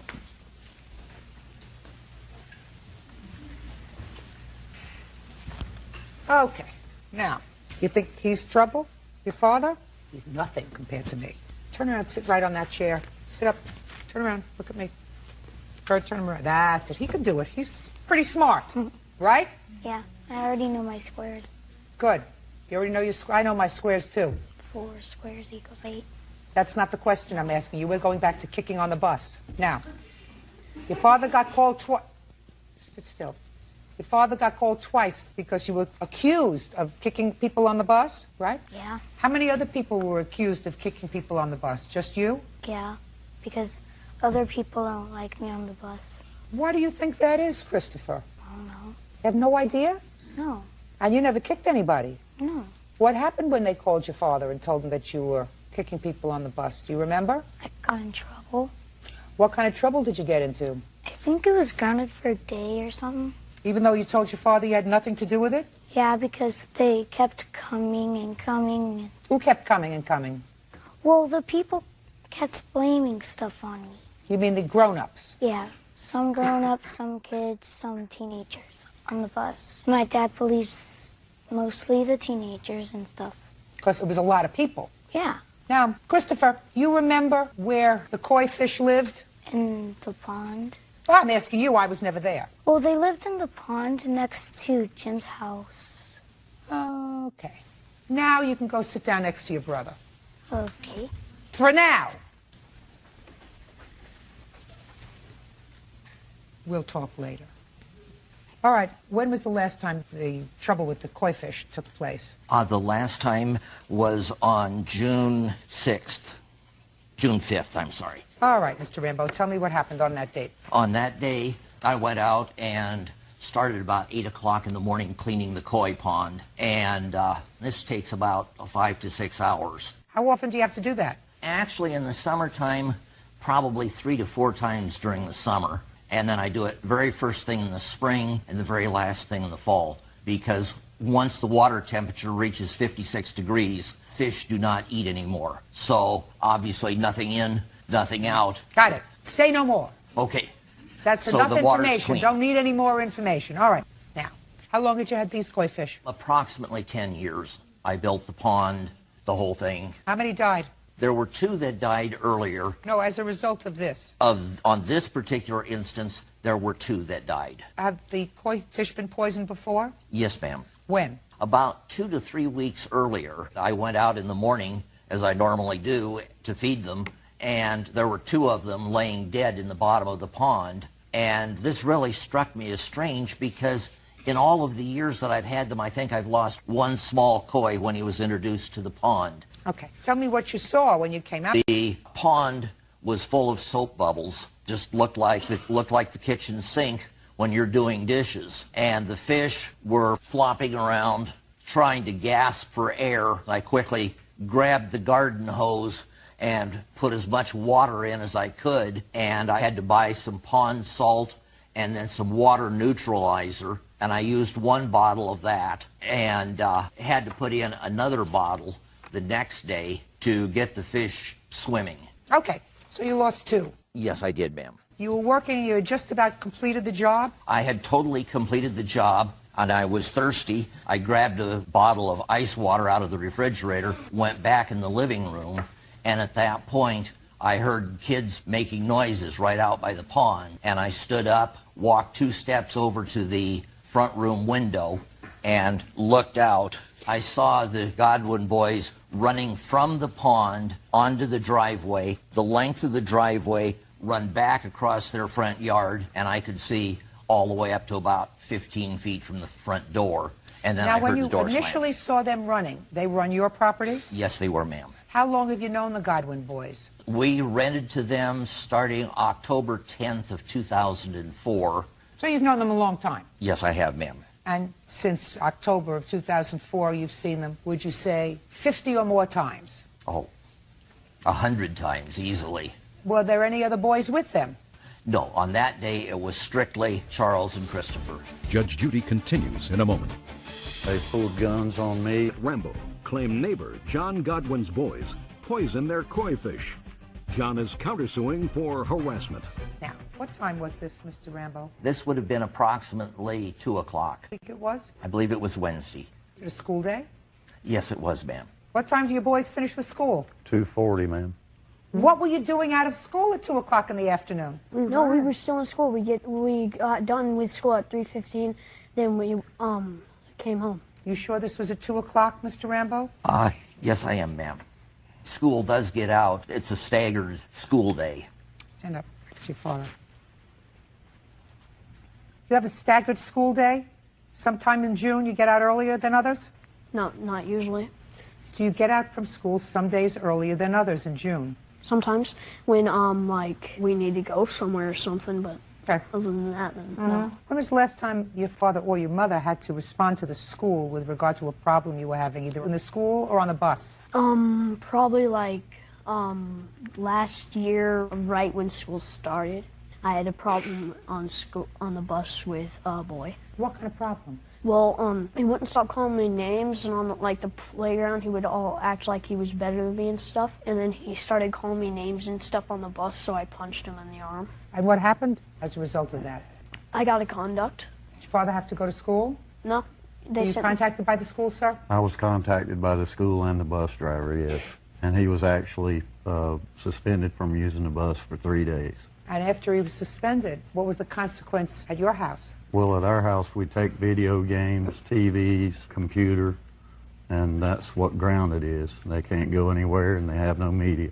Now, if I were to ask both of your sons, sit up, take your hands away from your mouth. Look alert. You're in a courtroom. If I were to ask both of your sons whether they did this to Mr. Rambo's koi fish, what do you think that they're going to tell me, Mr. Goodwin? I'm sure they're going to tell you not, and I believe my children. Do you? We have fish in our house. They never bother them. They're your fish. Right. They are our fish. In your house. Right. That's true. For the person who's laughing back there, who's distracting me, if they do it again, put them out, please. Okay. Thank you. But I honestly believe if they had done it, they would have admitted it. No, they wouldn't. I just heard 2 stories from your son about the problems that they've been having on the bus and in school. That's what people And it's always somebody else's fault. Well, of course. This one says it's never his fault. The teenagers are accusing him. The younger kids are accusing him. The parents are accusing him. But it's not his fault. Ever. Somebody else's fault, right? Right. Not at home. This one says, just listen, this one says that the reason he punched somebody in the arm was because they were calling him names and they were acting on the playground like they were better than he is. So it's not your fault, really, because they were being bad to you. You think that they're going to admit to you that they put soap in his koi pond? I'm certain they didn't do it. I'm certain they did. I'm certain they would tell me no. I am absolutely certain that they did it. As certain as you are that they didn't, that's how certain I am that they did. Do you want to know why? Because evidently, from what Mr. Rambo says, this wasn't just property of his. This koi pond, which he's had for a very, very long time, was a labor of love for him. So if his koi fish were killed and the pond destroyed, he wouldn't want the wrong people to be punished. He'd want the right people to be punished. Okay. That's why I know when you asked them and they told you that they didn't do it, they were lying to you.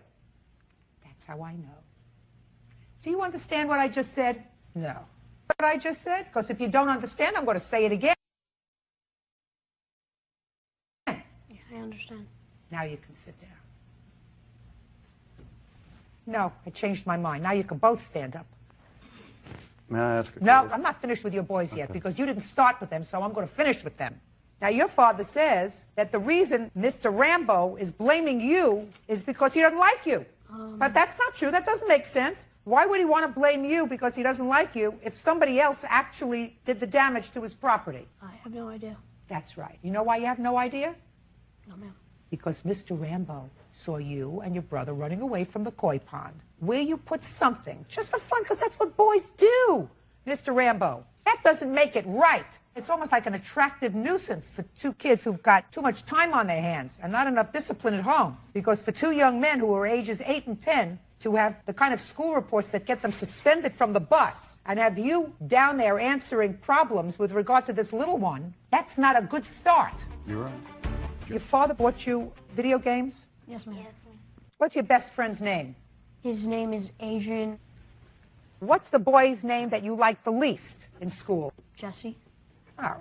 Let's say you brought your video games to school. You weren't supposed to, but you brought them to school. And Adrian sat down on your video games, busted them accidentally, destroyed them. It was an accident. Who would you tell your father did that? I would tell him that Adrian did it. Why? Because I'm not a liar. Well, you are a liar. But you would tell him Adrian did it because you would like the right person punished, right? Mm-hmm.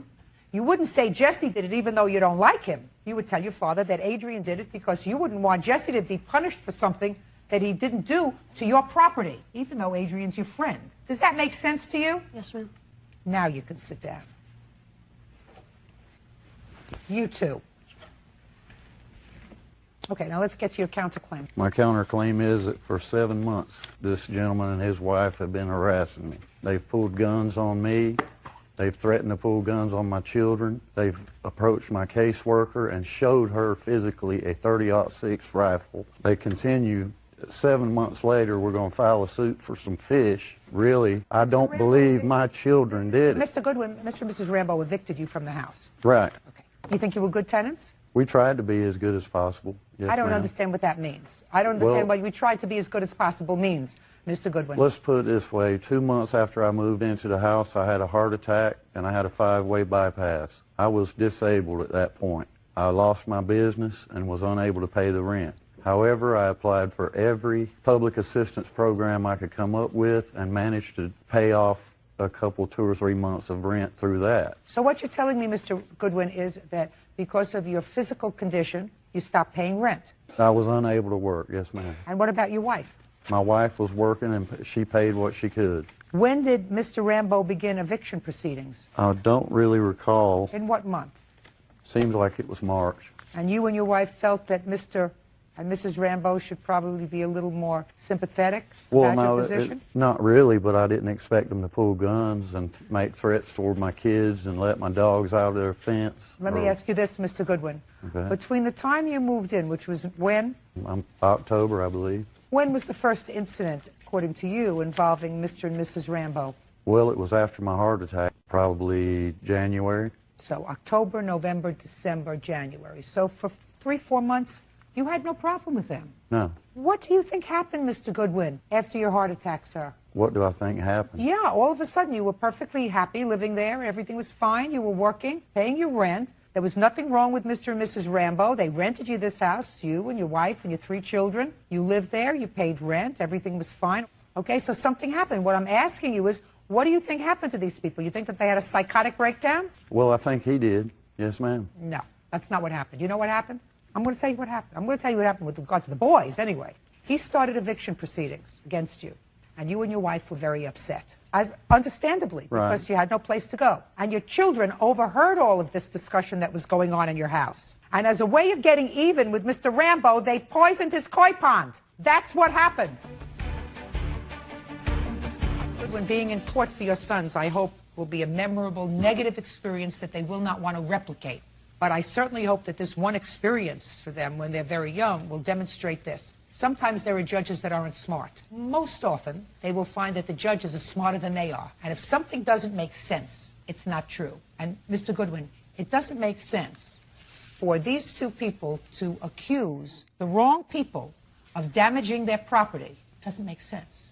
Because they would want the right people held accountable for killing their koi fish. He enjoyed his koi fish.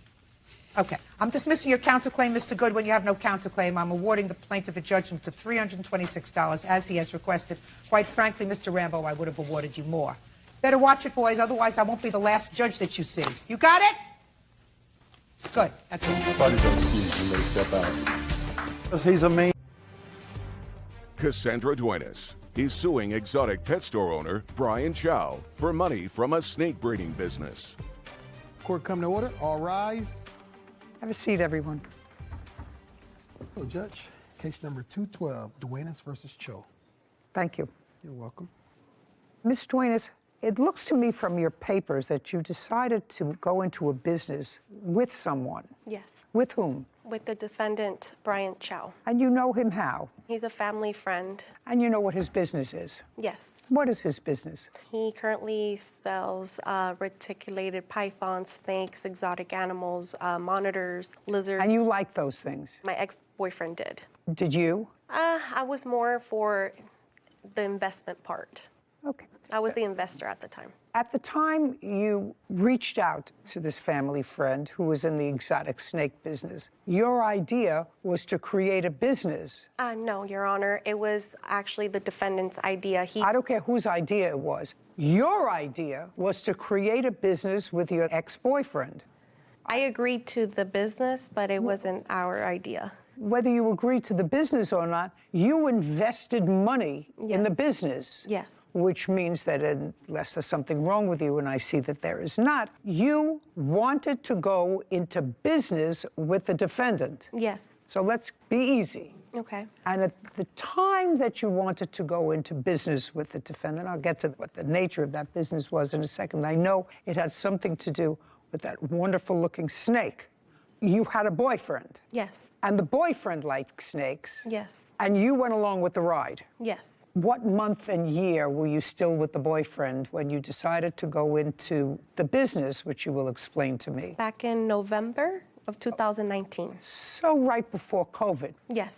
What was your boyfriend doing at the time? He was working at an airport. And he and Mr. Cho were friends? Yes. How long had you known him? 2-3 weeks, Your Honor. Where did you meet him? He came into my store and acquired I didn't ask you anything. That's how you met him? Yes. I'm going to get through this case and get this lovely thing out of the courtroom as quickly as I possibly can. Wow. Some people find them exotic and gorgeous. I find them a little bit squirmy. So in November 2019, boyfriend and you decided to go into the business. Explain the business that you invested in. I invested on 5 reticulated pythons, 1 male and 4 females. That was the original deal. And what were you going to do with them? Mr. Brian Chow was going to have it in his shop, and together we were going to breed them and make a profit out of them. So the intention was never for you to take these pythons to your residence? No. And you understood that? No. They're buying the snake, Your Honor. Okay. How much were the 5 snakes? In total, it was $10,000, plus the feeding and the cages that he claimed that the snakes needed. Was it your agreement that for $10,000, Miss Duenas and the boyfriend were going to buy 1 male snake and 4 females? They decided to buy 2 snakes. Well, when was that decision made, sir? A week after I met him, because When you went into the shop, did you ultimately decide on 1 male, 1 female? No, so how it is, Your Honor, is he knew my ex-boyfriend prior to the business 5 years ago. He sold him a exotic Australian monitor lizard. Okay, what I want you to tell me is, did there come a time when the arrangement changed, so instead of 1 male and 4 females, you were supposed to get 1 male and 1 female? No, Your Honor. The whole way, it was supposed to be 1 male and 4 females. Do you have any sort of a receipt for that? We have Instagram conversations. Do you have that? Yes, ma'am. I'd like to see it. Okay.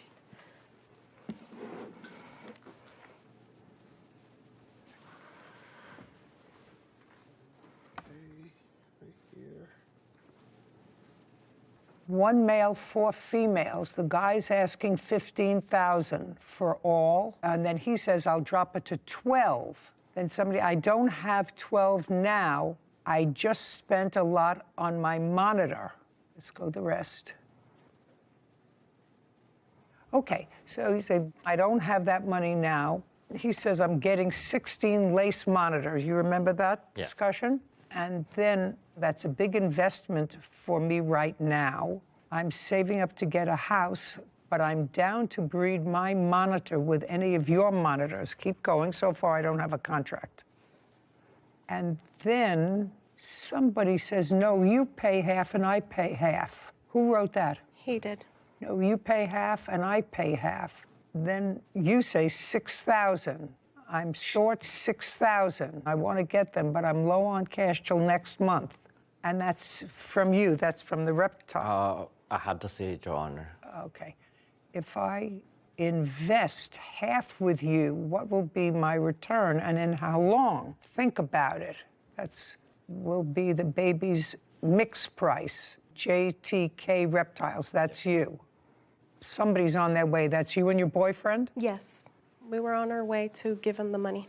And how much money were you going to give him? We gave him the first time $6,000 and then $4,000, a total of $10,000. You received that? Yes, Your Honor. And what did you purchase with the $10,000? If you look at the message from there, what she showed you is they pay half of the 5 snake. Means they get 2 of the snake, and I get 2 of the snake. They've been lying to you guys since day one. They want to purchase 2 snake. Then I told them, like, if you look at the message, I can use my male to breed it to your female. It's an investment for you guys, not for us. It's no us. It's not with them at all. Mr. Cho, were they supposed to take possession of the snakes? They're supposed to pick up the snake. That's why they come to the store with it. Which snakes were they supposed to take possession of? One right here and one out there. Is that a male or a female? This is the female. Has she had babies yet? No, I don't breed her because she don't belong to me. And how old is she? Right now, she should be about 6 years old, going 7.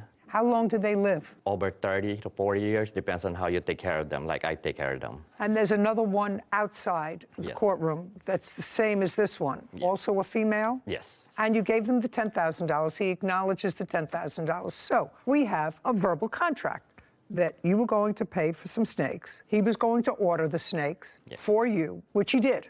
And that was accomplished, and the payment for the snakes was done on what date, the first payment? Approximately in November of 2019. And when was the next $4,000 payment? The same month, I would say like a week. Good. And when did you order the snakes, Mr. Chow? Right after I get yeah, because I cannot just acquire the animal without the payment. Okay, so now you've got the payment and you order the animals. Yes. On what date do they arrive? 2 days after, they're FedEx delivered to my shop. And when did you notify the plaintiff that they were there? The day that they came, I tell them the snake is So it was also in November, sometime in November. And when did they arrive? The snake arrived? No. The plaintiff and the boyfriend. They arrived a week after I notify the boyfriend. Okay. Now, Ms. Duenas, a week later you went to the shop. And what happened when you went to the shop? Now he's got $10,000 and he's got 2 snakes. I just want to clarify, Your Honor, that we even gave him money for the tanks because here in the conversations it says that he can't continue having them in tubs. So he needs us to give him money to invest to buy the tanks to house the snakes. So our original plan was for him to keep the snakes because he has the shop. We, at the time, lived in an apartment. He was well aware of this, that we couldn't have big snakes in our apartment. He says no, you say yes. I'm not sure how I can resolve that. I'm trying to simplify this contract.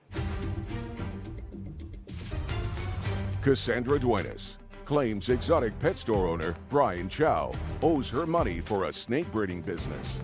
Brian says Cassandra changed her mind about the business after he purchased the snakes. Okay, part of the contract was fulfilled because you paid him. Then he ordered the snakes. Second part was fulfilled. I want you to tell me what happened when you went to see the snakes. You say to see them. He says to pick them up a week later. So when we went to the shop, Who what went? led us to... Who went? My ex-boyfriend and I. What led us to there is because after he obtained the snakes, he was not reaching out back to us. He was Just a week later. Yes. You went to the shop.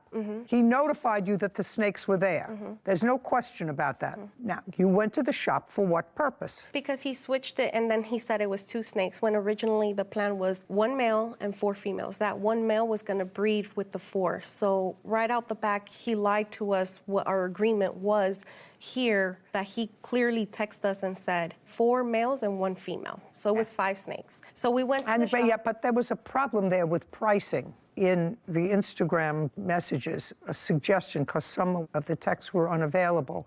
He said originally they were $15,000.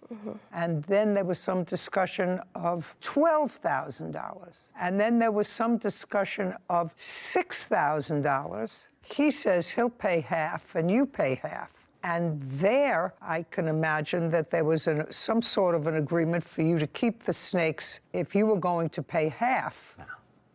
You were always supposed to give them the snakes. Why would you pay half? Then they get the 2 of the snake, and I get the 2 of the other snake. It's 5 of them. And the one that we're gonna pretty much, they can have it if they want it, or I can use it when I need it. You mean the male? Yes. So that was the business. Anyway, you went there, and what happened? So I went in recording. My ex-boyfriend told me, hey, record. Don't tell me what your ex-boyfriend told you. Okay. Just tell me you went in and what happened. We went in there and we asked him, hey, we agreed on 5 snakes. Now you switched up and you said now it's 2 snakes. First you told us it was $15,000, then $12,000. You were playing games with us the whole time. And at this point, after a week later that he said that he got the snakes, then he told us it was 2 snakes. At that point, we were upset because we had planned and we had counted with 5 snakes. That's why we gave him that ridiculous amount of money. And basically, we didn't want nothing else to do with him. We wanted our money back. And that's what we went for, our money back. Just a second. Yes. So you walked in wanting your money back? Yes. Okay. Do you have any text messages, Instagram messages, suggesting that before you got there, you had said to him, we changed our mind, we don't want to be in business with you, we want our money back? No. Nothing? No. He wasn't reaching out, sorry, Your Honor, he wasn't reaching out to us. He was sending him video calls, he was calling him through text message, my ex-boyfriend. I don't care. You paid the money, he got snakes. The question is, you think there's supposed to be more than 2? He says 2. More money. So the ultimate agreement was for 2. So what happened when you went there? You're there with your boyfriend. Yes. And you say, I want my money back. And he says? He says, I don't have the money here. I have 2 snakes here. Are you telling me that he didn't call you and say your snakes are in? Is that what you're suggesting? Do you have an invoice for these snakes, Mr. Chow? Yes, Your Honor. I'd like to see the invoice for the snakes. By the way, your boyfriend has other of these exotic creatures. Is that right? To the people that I get them. What kind of exotic creatures does he have? One that he sold him, an Australian water monitor from the Philippines. And? He has 2 rhino iguanas, a pair. He has a, I don't know the name, but it changes colors. Mr. Chow? Yes. This is a wire transfer, May 24th, 2018. And the date of this wire transfer is August of 2018. And those are for the lace monitor that Are these lace monitors? Yes. Sorry, Your Honor, these are not lace monitors. These are reticulated pythons. These are not monitors. Monitors are lizards. These are snakes. Lace monitor bell face. Yes, Your Honor. Well, that's not that. No, Your Honor. Well, these are useless. Yes, but that's connected to the rest of what they did. What does it have to do with these 2 snakes? What I want to see is when you purchased these 2 snakes. Yeah, I don't have it, Your Honor. Well, get it. What do you mean you don't have it? I left it at home. I'm so sorry. Well, what'd you bring these for? Those are the time that they both got arrested when they went to my shop. Yeah, but you now have those back, right? Yes. You have those back. So if you had to take documents, why didn't you take the documents for the snakes in question? The lace monitor lizards aren't in question. You have them back. They may have taken them. They were arrested, and you finally got them back. So I don't understand that. I just mistaken grabbed the wrong paper. Well, Mr. Chow, do you deal with these people regularly, that you buy snakes from them regularly? Not really. Depends on the size of the animal and depends what kind of animal. Well, you have the date of purchase someplace, Mr. Chow, and I don't want you to waste my time. Yeah, I'm so sorry. That's why I just said I don't have it, Your Honor. Did they purchase that kind of snake? Yes, Your Honor. Is that correct? It was 5 snakes, Your Honor. Don't give me 5. That type of snake. Oh, yes, the reticulated python, yes. And the one that's outside is the same, correct? Yes. And you did not purchase baby snakes. No. You wanted full-grown snakes because they were a business. You wanted them able to be... breeding. Okay. Should have brought the paperwork. And you went in there that day in November because you had changed your mind. Yes, and on top... Yes. Because you had changed your mind. Yes. That's the answer. You had changed your mind. You can give me a whole bunch of excuses, and you told him you changed your mind, you want your money back. And he said no, because I ordered the snakes, and I got them in, and they're yours. Contract is completed. I'm merely holding your property. And then there was a kerfuffle. And tell me about the kerfuffle. The issue was that it was going back to what I was saying is, then we asked him as well, can we have, like, receipt? How much did you really pay for them? No, that's not your business.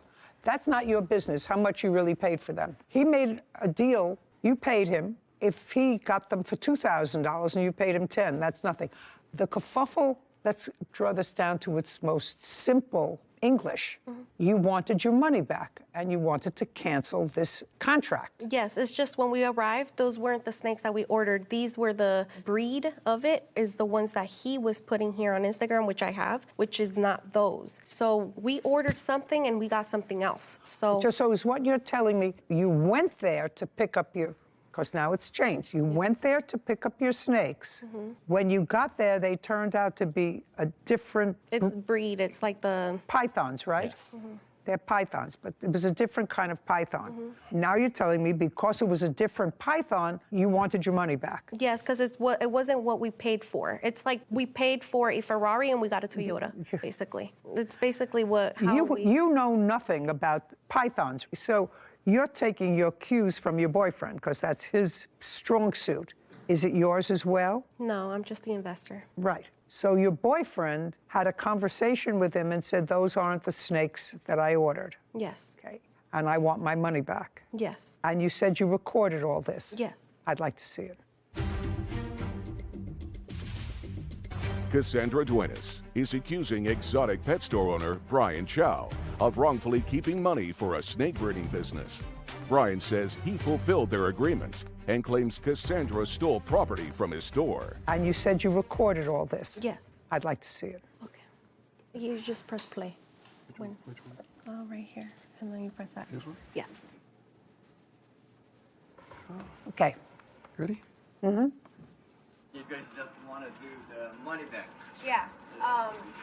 The 10,180 in total, and then money on top of that for lending you the money and everything. I didn't see that coming. Yeah, because we didn't see this coming. You just kept on giving us a runaround and a runaround. Oh, no, what? About the mail. Remember that? No, that's why I'm waiting for the mail to be delivered. I don't have the mail. Yeah, but remember you had told us that the guy had it because he had to leave and he had to gut out because he has surgery and all that stuff. Yeah. We gave you the money right there and then. You don't understand what mission we had to go I through. didn't know. I don't mind getting you guys your money back, but I don't have cash right now. You guys caught me by surprise. Yeah, but we're gonna have to do it today though. Like we need our money today. If you want it right now, I don't have it. We told you we want to do business correct, and you just keep on giving us another day and another day. You told us as soon as we give you the money, the snake was gonna be here. Yeah, it's not about me, it's the guy. It's not me. I'm just buying the snake from a different guy. And then another thing where you messed up, you said 5 snakes for 6,000, and you come at me with 4 and you wasted my money. Yeah, and I told you that he gave me only 4 snakes, the big giant. Yeah, and why would you waste money if I told you to get the 5 snakes? If you worry about the last one, I can pay for it. It's a mail that we don't need. But I have to do all this, so I have to get like this for you to do that? No, bro. How can I trust you now? Bro, the 4 snake is right here. I'm gonna go get something. What's wrong with you, bro? I'm just asking you. Let's talk. No, we're not gonna talk. I told you don't with me. I don't call with you, bro. Dog. Why? What's that's wrong? Because we gave you a lot of money. We're talking about over $10,000, and you're just giving us the runaround. First, you told us 5 snakes. This is what we can do. I'll take it, and when you get the money, I'll give it back. Yeah, female too. Oh, no. Oh no? All right. Well, come on, bro. You're looking at a 15 grand. I told you don't play with me. I don't play with you. You don't even have the money right now. Open them up, man. I got the half of the money. Open them up. I'm trying to talk to you, bro. No, there's no more talking because we gave you the money right here and then. That's unprofessional. You're trying to scam us, and you don't do that to people like that. I didn't. How did I scam you? Before I open it. You're telling me that you don't have the money. I have half of the money because I'm waiting for the snake. Bro, if you guys gonna get arrested. There's no arrested.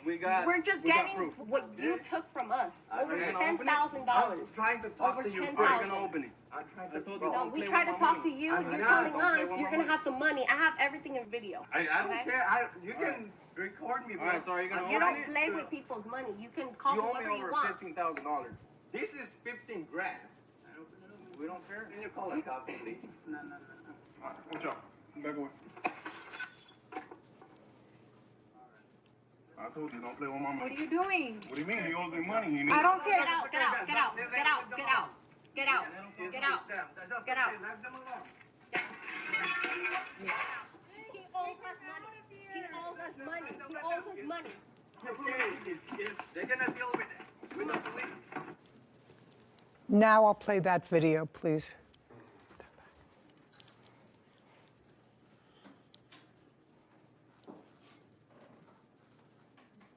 That's your boyfriend breaking into the... Yes. Yes. And when he broke the glass and took out whatever lizards he took out with him, where did he take them? You were still with him? Yes, he put it in a bin. And is that you carrying them out? Yes, and that's the reason why I was charged with the robbery, just because I walked out with the item. That's all right. That's fine.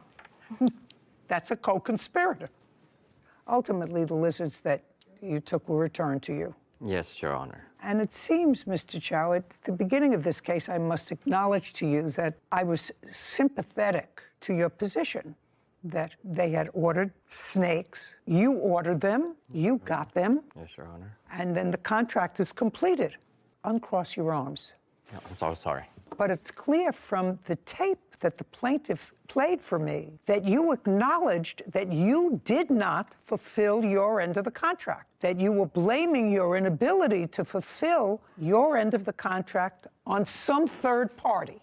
Is that what I heard in the tape? I mean, you know, my hearing's not really acute, but that's what you said. I have no control. I can give you back half your money, but I can't give you back all your money. So the contract was not complete. It was complete because they supposed to get only 2 snakes. I didn't see anywhere where it says just 2 snakes. There was a whole bunch of conversation there about the male snake, and you were supposed to deliver to them the male snake. And you said, I don't have that money now, but I can get that money for you. I can give you the first money. I don't have the second money. It was clear that the contract was not complete unless you have something to show me that it was. But what I heard, it was not.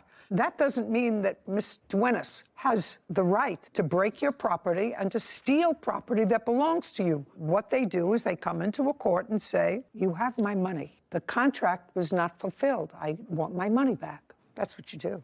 Are you in the business of breeding snakes for your store? Yes, Your Honor. And if we were to go on the internet now, Yes, Your Honor. how much would one of those snakes, which is 6 or 7 years old, according to you, sell for? Right now, this size, you're looking at it about 6,000 to 7,000 each one. But if you trolled the internet of people who actually like those creatures in their house, for whatever reason, if you put up that snake on the internet for sale, how fast would it take you to sell it? I'd say like about a month and a half. They're rare. Yes. Is that right? That's what you're saying. It's rare and is just not a lot of people will acquire that much money. Even though they can sell the babies. And how many babies do they have? In a year, they can do from 30 to 50. And each one of the 30 to 50, you can sell for $3,500. Yes. I suggest you do that. She gets her $10,000 back. Judgment for the plaintiff in the amount of $10,000. We're finished. Thank you very much. This court is adjourned. I'm very happy, and I'm happy that she was able to see herself that the defendant got caught multiple lies. They're just a customer. He wasn't truthful since the beginning. Ever since we invested. They bought a snake. I would want to give their snake, but they don't want to take it. And it's very sad how nowadays you can't trust in anybody. I think one great lesson that a lot of people can take away from that is you have to know the business that you're investing in.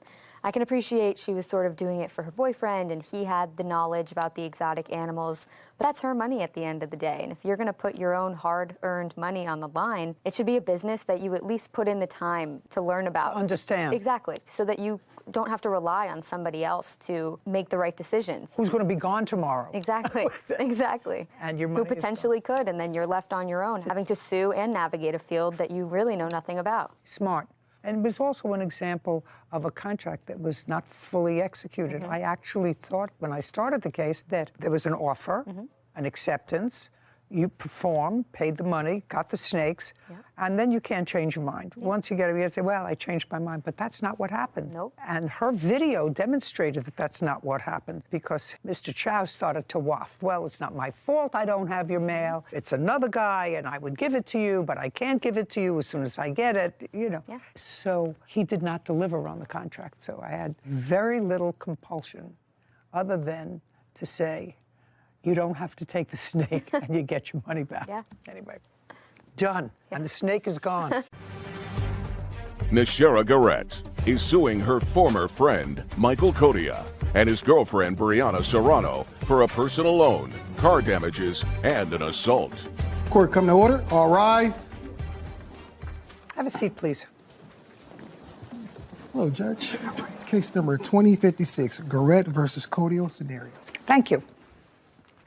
Miss Garrett, this gentleman, Michael Codia, is that correct? Codia? Yes. You and Mr. Codia have been lifelong friends, according to what I read in the complaint. Lifelong, you're both very young. How do you know him? Well, we used to ride bikes together. His mom used to also braid my hair when I was a child every Sunday. But you and Mr. Codia were never involved in any relationship other than just friendship? No. And Mr. Codia, Miss Serrano is currently your girlfriend? Correct. Yes, Your Honor. She had been your girlfriend and been living with you for a while, and you have a child together? Yes, correct. Well, she's currently pregnant. We're expecting, they're expecting. Great. You had a fight with Miss Serrano, and that was around June of this year? Yes, Your Honor. And it was a substantial enough fight that Miss Serrano left the home, and she left the home with your child. And how old is your child? As I was saying, we are expecting. So you don't have a child together? She's 6 months pregnant, currently. Okay. So you're just living, and she left? Correct. At about the same time, Miss Garrett, your friend, needed a place to stay. I wouldn't say needed a place to stay, but...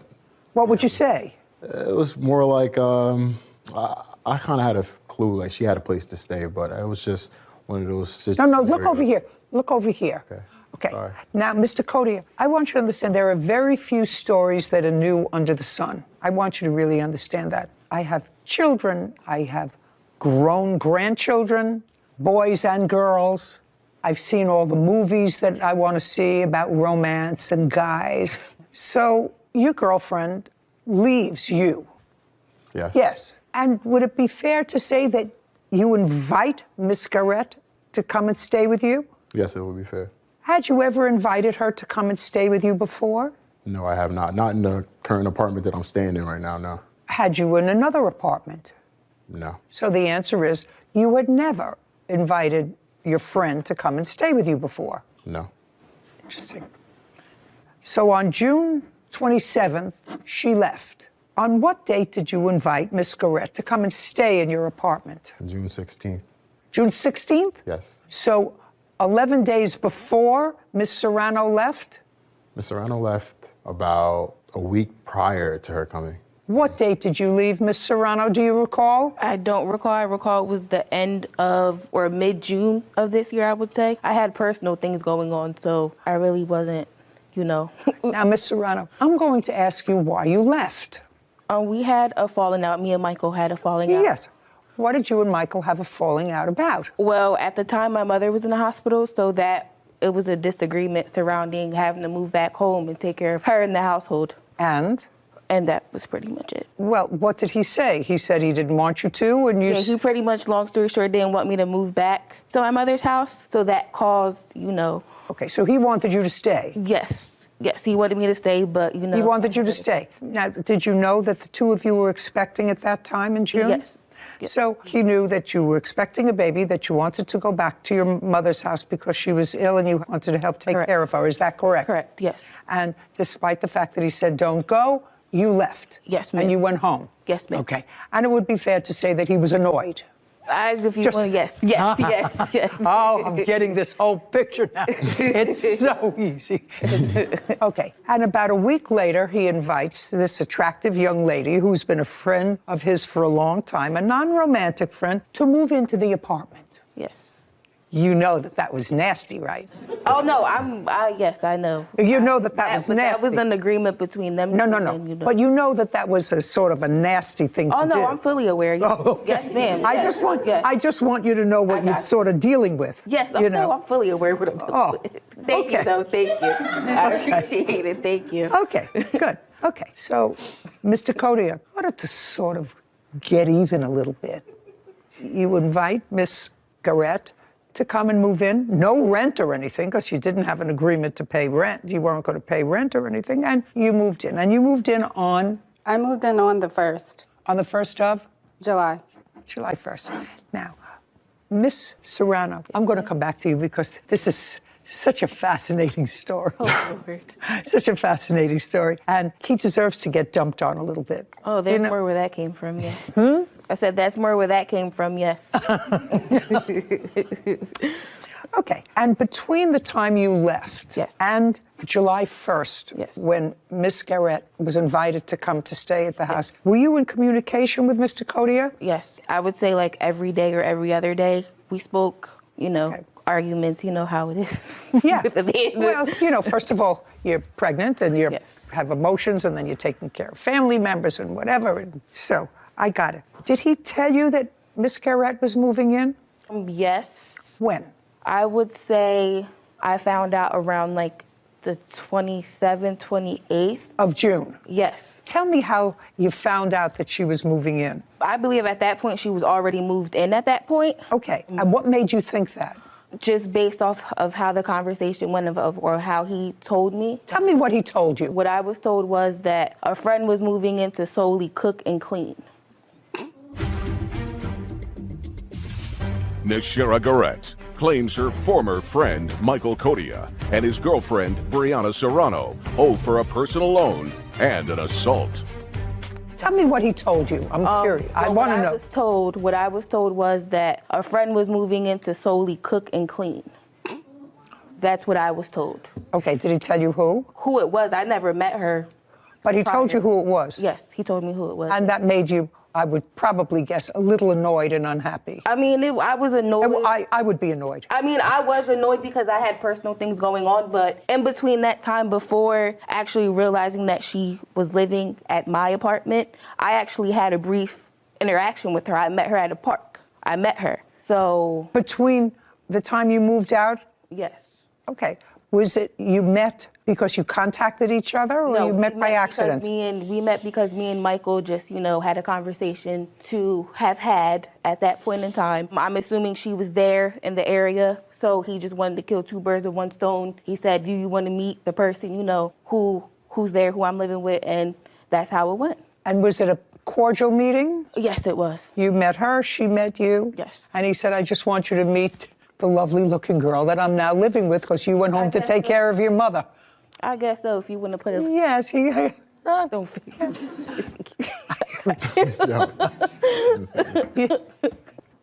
This is what your case is about. First, you claim that you loaned Mr. Codia $750 for rent. Yes. And you did that because he said once Miss Serrano moved out, she wasn't paying her rent. He was short on rent. That's what I read here. Mr. Codia has a whole different story. He said while he told you that he was a little short on rent and he was going to have to get a third job. That's not true. Just a second. You jumped in and offered to give him $750. That's what you wrote here. Is that right? Correct.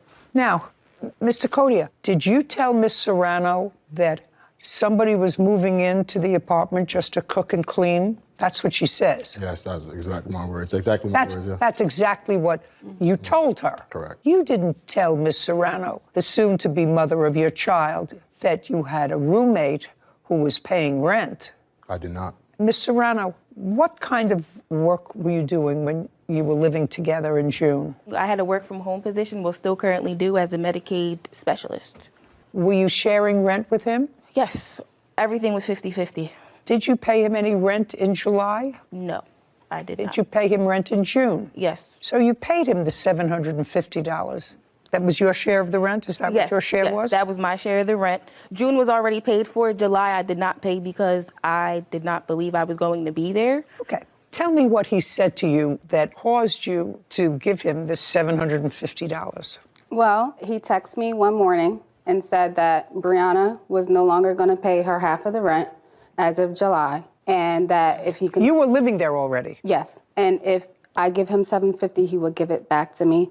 And we never discussed anything about me cooking or cleaning. I actually brought groceries, which he said that he would pay me back for, too, while I'm staying there. Okay, so you were actually there for 5 days, is that right? About 5 days. 5, 6 days.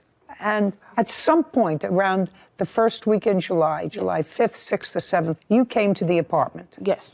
Tell me what happened. We had went inside the apartment. Who's we? Michael and I, sorry. Michael so and you I were so you weren't staying there. Where had you met him?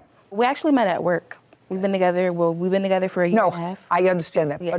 But you came home to the apartment together, and that was, I think, on the 7th of July. Yes. On the 7th of July. Where had you been? You'd been out. You hadn't been staying in the apartment. Oh, no, yeah. I was out actually just going to rosaries and stuff like that. I actually went to go pick him up after a family function from work. After picking him up from work, we went back to the apartment, went upstairs. Was that the first time you had been back to the apartment? No. Since you left? Since I left, I've been there on and off. Like, not on and off, but like every other couple days. But I've been there, not living there, but I've been there spending the night and, you know. Have you ever, when you were there, had you seen Miss Garrett? Nope, but I've seen her belongings, though.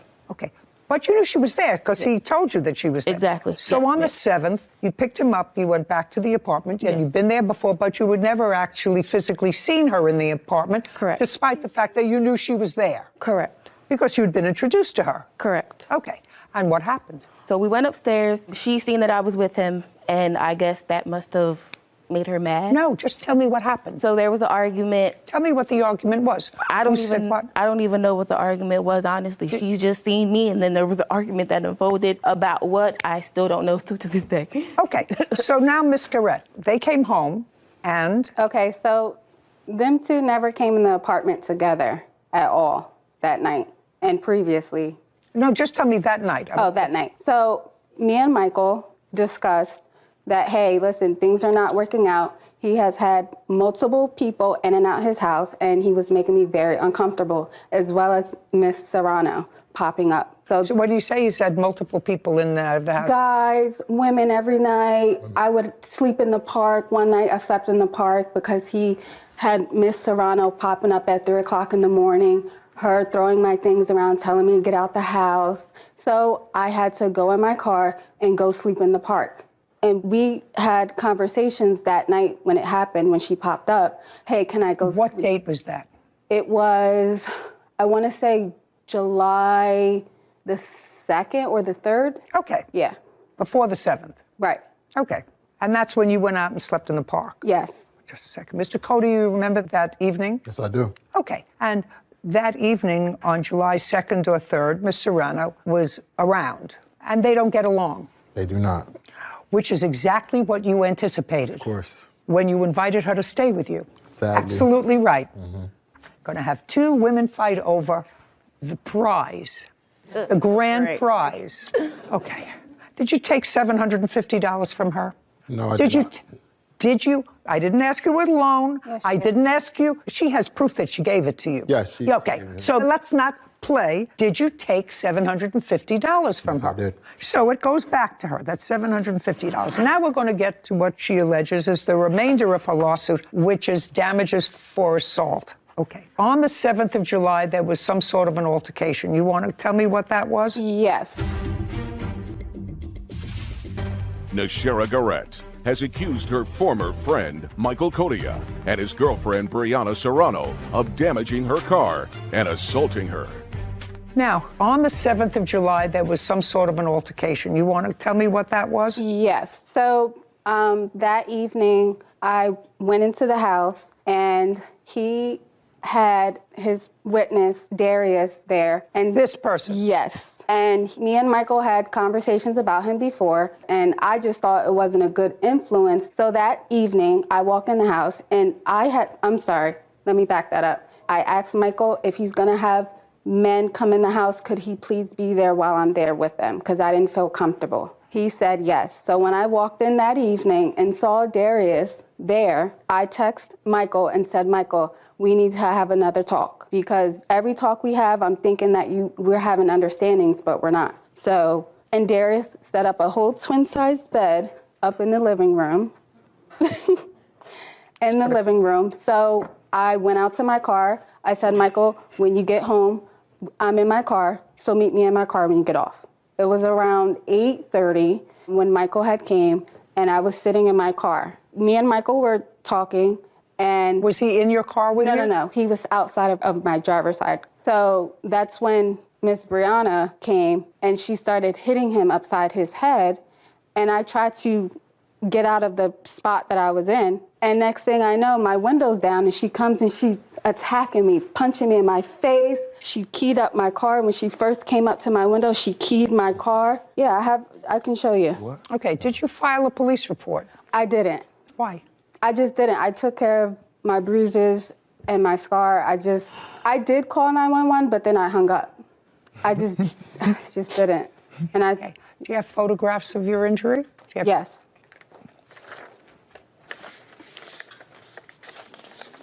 There you go.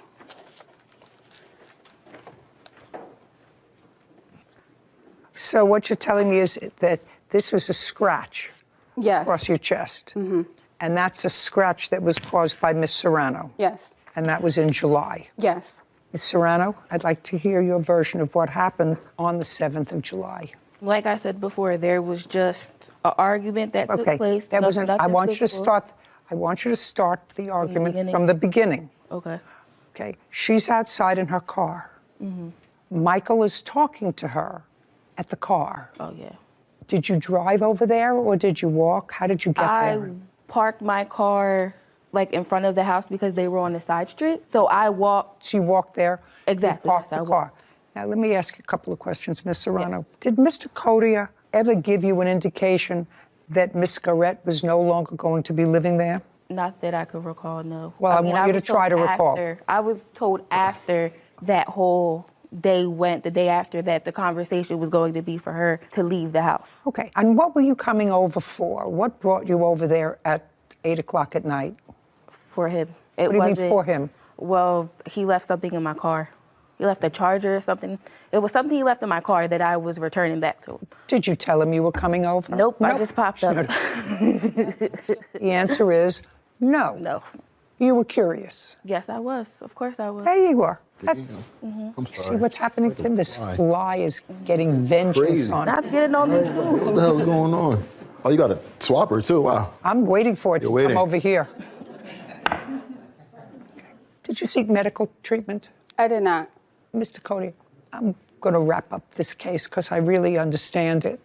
I believe I understand it. What I don't understand is why, and this doesn't require an answer, it's sort of a rhetorical question, why you would want to take someone who had been a lifelong friend and someone with whom you are having a child and put either one or both of them in a situation they don't know each other really, so they don't know whether to like each other or whether not to like each other. I mean, I assume that at this point you would, at least Miss Serrano was planning a long-term relationship with you, and she's having a child, and I assume she thinks you're going to be there to be supportive of the child. Maybe. You have other children? Yes, I do. How many children do you have? I have another son. Okay, how old? 5 years old, 5. And he lives with his mother? Yes, he does. So you see. Oh, yes. There you go.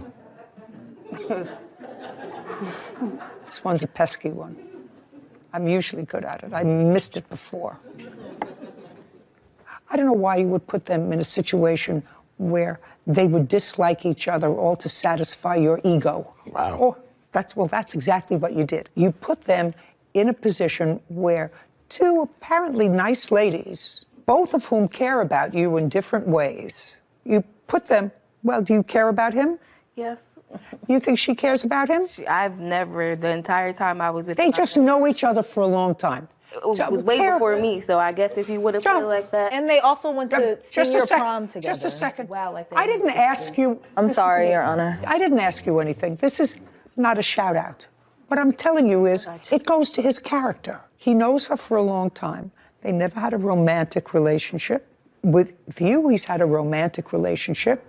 You did something that annoyed him. You went back to take care of your sick mother, which also attests to his bad character. And then what he does is he invites a woman to come into the house, lets you know about it, because he knows that it's going to irritate you. That's exactly what happened. He acknowledges that. That doesn't make him a good guy. So I want you to think about that. But I absolutely believe that you caused a scratch on her, which you can't do. Anyway, Mr. Cody, you owe her $750. And Ms. Serrano, you can't put your hands on anybody, no matter how angry you are at them. And I'm awarding her $1,000 for you putting your hands on her. Okay. Judgment for the plaintiff. We're done. Thank you very much. This court is adjourned. I was very satisfied. I mean, I know it will cause havoc, but different women every night. I try to keep it in secret. and that's why we stopped being friends before, but I definitely learned my lesson. I feel like it's unfortunate. I feel like she manipulated the whole situation. The friendship is over. He's gonna be a father to my child, man.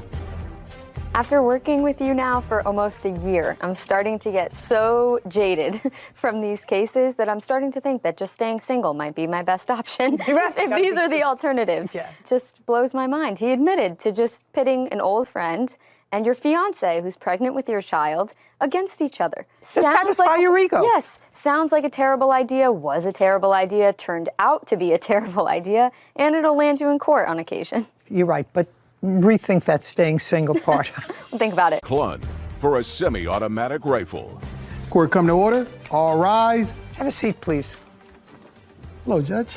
Case 2055, Lukoski versus Clun. Thank you. You're welcome. Mr. Lukoski, am I correct that you own or manage a shooting range? Yes, it's a target range. It's on my own property that I own in northern Minnesota. And it's licensed to do commercial target shooting? Not necessarily. What I do is... What is not necessarily? What does that mean? Well, for 19 years, I have been a firearms instructor for the permits to carry for the sheriff's department in my county. Okay. So I don't believe that the training is good enough that the people are getting to be able to carry handguns on the street. So I give them a free additional training session at my range. You also sell guns? I do not sell guns, no.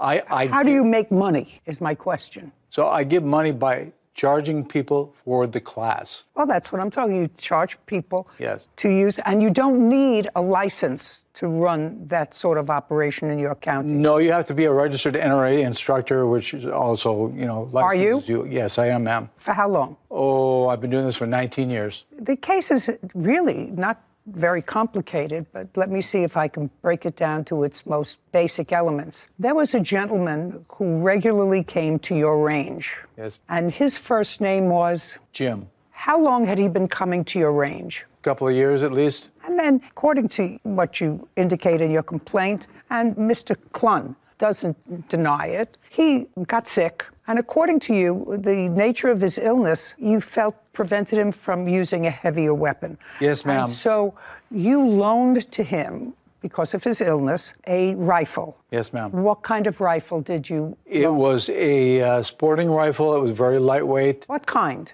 It was called a PS-90. That was the model. PS? PS as in Sam, 90. Would you take a look at that, Sarah, please? I have a picture of it, Your Honor, if you'd like to see one. I would. It's very unusual. Thank you.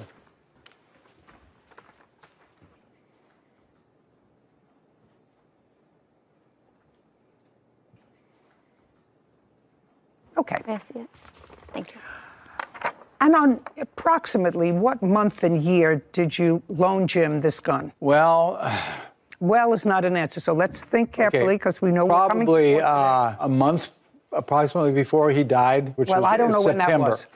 September 8th, I believe, he passed away in 2021. How did you find out that he passed away? I believe Mary here, who's here because of the fact that she caregave for him while he was going through cancer treatments. She was his reason for staying alive. And she also did witness some things that happened in this case. Okay, I'll get to you in a second. So he passed away on November 8th. He died on September 9th. 9th? Yeah. Okay. And okay. Prior to his passing away, Jim and Mr. Clun had some business deal. And Mr. Clun believed that Jim owed him money. So far, right?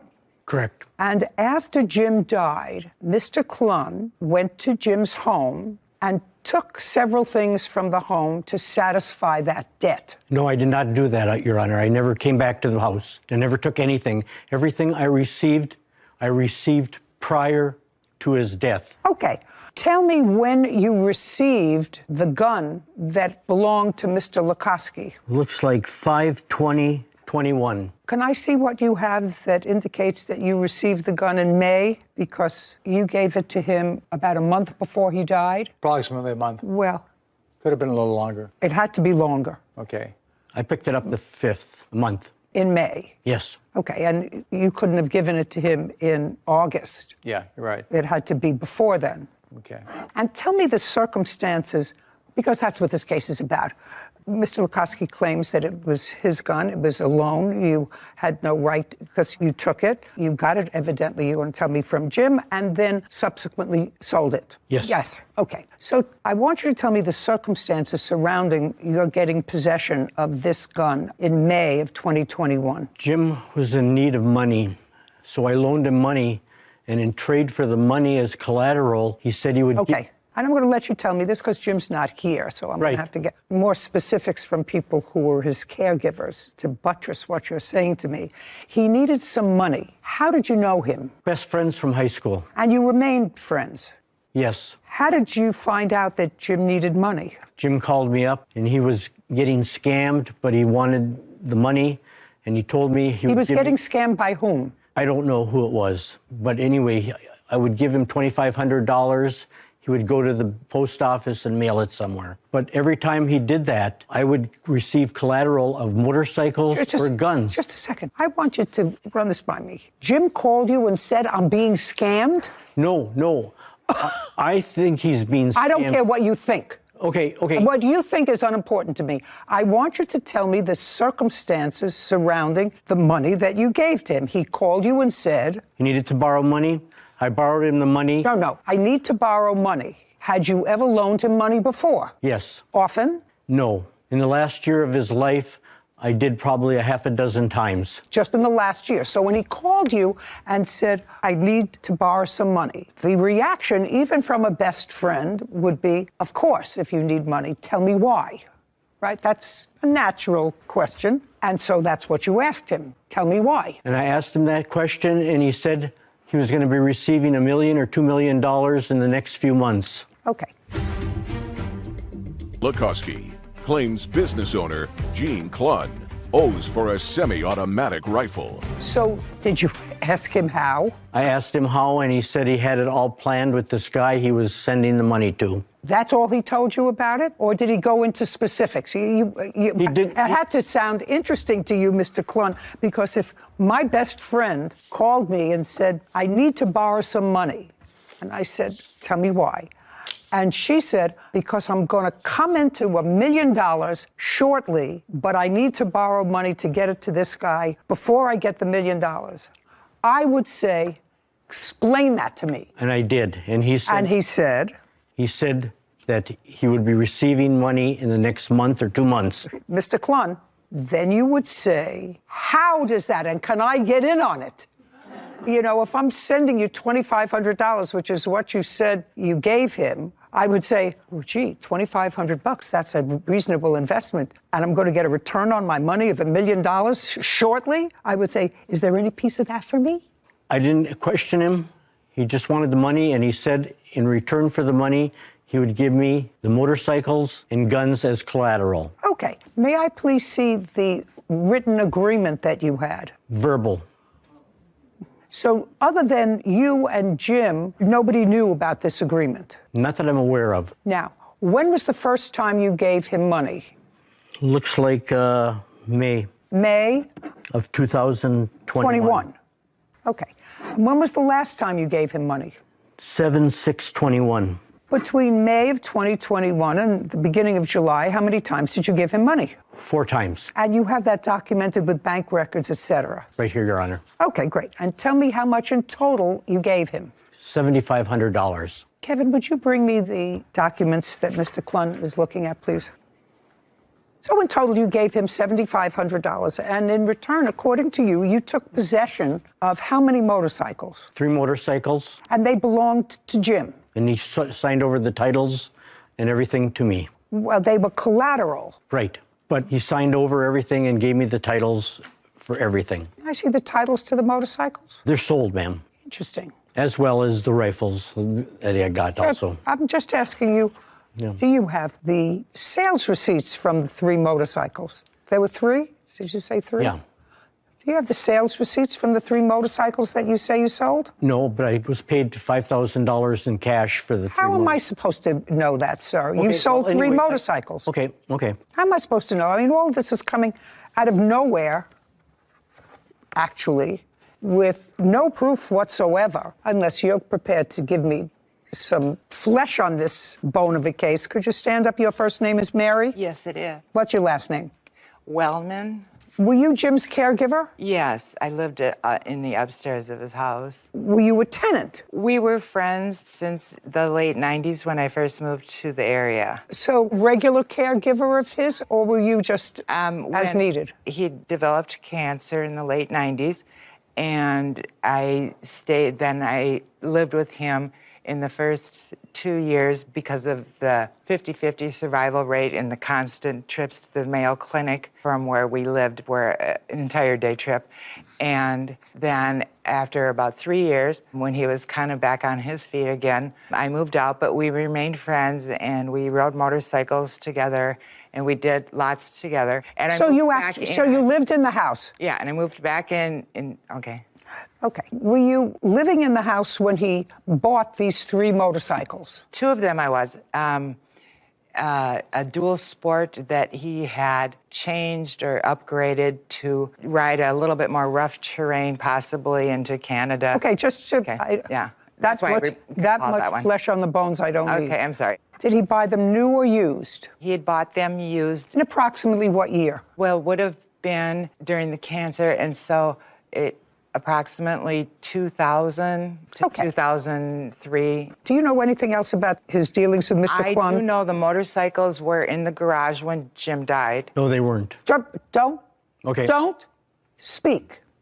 How do you know that? Well, I had on and off go out there for things, but then Jim's nephew had come and removed one of the bikes right after Jim had passed away. So the nephew came and removed one? Mm-hmm. But this was after he passed? Yes. What's the nephew's first name? Anthony. Do you know Anthony, Mr. Klun? Yes, I do. Okay. Did you get the motorcycle from Anthony? Nope, I got the motorcycles from Jim, the motorcycles that were left after Jim passed away. Okay. Now you can sit down. Okay. All right, Mr. Klun. Do you have any statements, text messages, or anything else indicating that Jim indicated to you that he could give you as collateral this rifle, other than the fact that he had it in his possession? I got more than one rifle. I have checks that were written out to Jim, and that's what we did. But that doesn't answer my question, Mr. Klun. I don't care how many rifles you had. He only had one that he gave to Jim because it was lighter and easier to shoot. And as his illness progressed, if I'm getting this right, it was hard for him to pick up his own rifle. Now, he may have had more, probably did have more, because you took more than one, right? Correct. Okay. How many rifles did you take? I took 3 rifles, 5 pistols. I had to bring 3 of the rifles back. Where? To Jim to get replacements. The guns that were from Mr. Lukoski. Only one? 3 of them. No, he said he only gave him one. Oh, no, but there was 3 of them. So you brought Mr. Lukoski's gun back to Jim while he was alive? No, I sold the gun. Keep going. You sold... This specific... Just tell the truth. You don't have to have a good memory. Is accusing business owner Gene Klun of selling his semi-automatic rifle without permission. Keep going. So you sold it. You didn't take it back to him to get a replacement. No, to Jim. You misunderstood. The gun that Mr. Lukoski had, I kept that one. The one that belongs to Mr. Lukoski, you sold it. Correct, because... So just a second. Sold it to whom? The gun dealer in Virginia, Minnesota. Great. And for that, you have a receipt. Yes. I'd like to see it. I left it at home. Oh. Your Honor, I have Mr. Klun. Oh, Mr. he has it right there. Let Mr. Klun. He doesn't have to prove anything to me. I believe that you resorted to self-help to claim a debt. If it's true, and you did in fact give him money, I actually don't believe that a guy like you would give him all this money without trying to find out what the scam was, or at least tell him, Jim, it sounds to me like you're being scammed. Somebody in Transylvania sent you an email that said a long-distant relative of yours died and left you $1 million. I need $2,500 in order to clear the paperwork to send you $1 million. And I will keep a little piece for myself for finding you. You know how many of those everybody gets? I don't know why people still believe that, but you evidently believed that story 4 times. And not once did you say your friend who was dying of cancer, Jim, this is ridiculous. What you're doing is just throwing good money after bad. I don't understand why you didn't say that to him, or if you did, you would not have said to him, unless you had something to gain, which clearly you did. You sold the motorcycles. You don't have any proof of what you sold them for. You expect me to take your word for the fact that you sold them for $5,000 in cash without proof. He owed you, if I were to believe you and these checks, $7,500. You sold the motorcycles, you sold guns, but unfortunately, one of the things that you sold belonged to the plaintiff. And when somebody dies, there is an estate. There's a judge who decides what property there is. You know, if heaven forbid something happened to me and my dentist thought that I owed him $25,000, he couldn't come into my house and say, gee, I like this Ming vase. This Ming vase is just going to cover my dental bill. You can't do that. And that's what you did. You sold property. You may have had a claim against his estate if he, in fact, owed you money and if the estate went to probate. I don't know. Did he own a house? Yes. Yes. Did he have children? No, he left the house to me. Okay. So he had an estate. Clearly, there's money in the estate because he left a house that has some value to someone else. So you cannot, Mr. Klum, resort to self-help. And Mr. Lukoski is going to show me the value of the gun that his... Yes. May I expound just a bit on this gun? I don't care about the manufacturer. I don't care about the gun. I don't care if it's a crown in my mouth. What's the value of the gun? The value of the gun at the time that this man took possession of it. Just give me an answer. It was $3,000. It's gained in value. Okay, well, who cares if it's gained in value, sir? I'd like you to show me where the gun is valued at $3,000. Did you look it up? I did. I have it. It's listed from the same photo. I found the website listed for $2,500. Okay. My law clerk found an ad online. Now you're going to show me what you want to show me, that the value is $3,000. Let me see it, please. May I say something else about this gun? Not until I look at this. I don't know what this is. Immediate checkout credit card. What is this? Look at the very top, please. I see what this is. I want to see what you paid for. This is something that's on sale, starting bid. It's just a typical price of what they sell for on Gunbroker. Okay. $2,500? Yes. Okay. Judgment for the plaintiff in the amount of $2,500. We're finished. Thank you. This court is adjourned. I'm pleased at the outcome because the information needed to be exposed that there was something terribly wrong. Somebody waits for 10 months and finds out his gun is missing. To many different people, and no one had the same answer from him at any time. Something's wrong. I don't think he had a choice. It was the only way he was going to win his case because everything's based on mistruths. I could not get my mind around the defendant. To have a friend since high school that you're best friends with, you remained good friends with. If one of my best friends came to me and told me, hi, I just need to borrow $2,500, I'm going to be a millionaire 2 months from now, I'd say, are you crazy?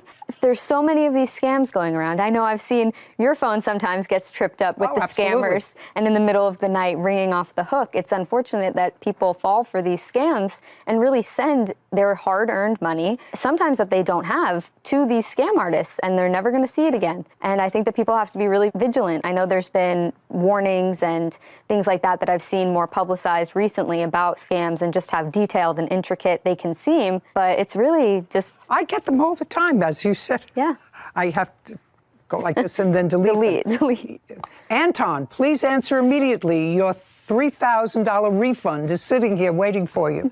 Non-existent. No, sometimes they leave out Anton. Your $3,000 refund is here. Yeah, gotta be smart. And, you know, Sarah, a couple of years ago, I don't know whether you remember, but I just thought about it. People were calling me and saying to me, Judy, I didn't know that you went into the cosmetics business. Oh, yes, I do remember. And the people who crafted the advertisement, you know, with all kinds of real logos on the top reviews of it. And reviews, and I tried this stuff. And I remember being at the gym working out, and a woman came over to me and said, you know, I bought your cosmetics, and they were really terrible. And they keep sending them to me every month. And probably charging her credit card. Charging her credit card. And I tried every vehicle in the government to try to get somebody to... shut it down. Track it down. And the answer was, they're so smart that they use international. You don't know where they could be. They could be in Peru, they could be in Chile, they could be in Brazil, they can be in Canada. And I know that there are many other celebrities who were caught with the same scam net. But this guy said, my friend Jim was probably getting scammed.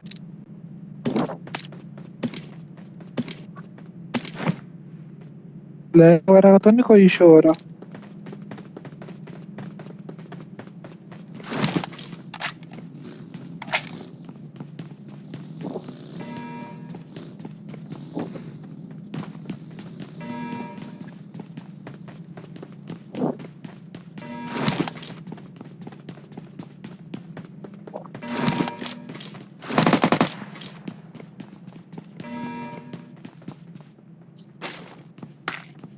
तो फिर ना इसका जो अंदर paper होता है call वो खराब हो गया होगा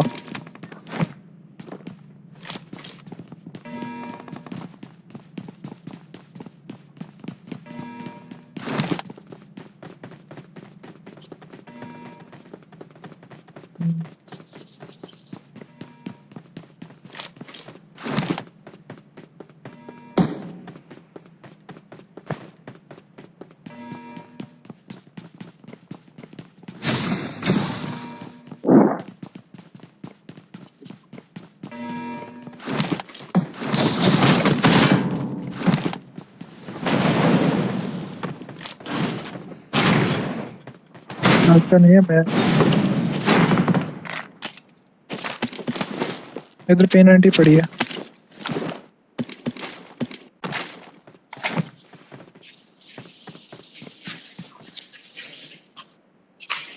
सारा कुछ ही पड़ा है मेरे पास ना बैग में स्पेस पता नहीं क्यों नहीं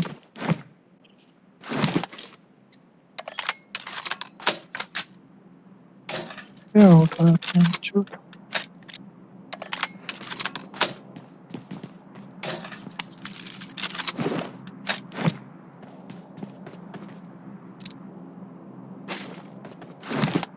ओके लॉन्च ना करी ना कर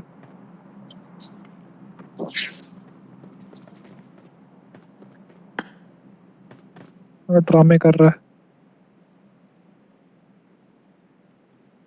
ना करना यार मेरे बैग में जगह नहीं मैं जगह बना रहा हूँ क्या उठाई जा रहा है खुदा की कसम फिर ना कर 14 स्मोक उठा ली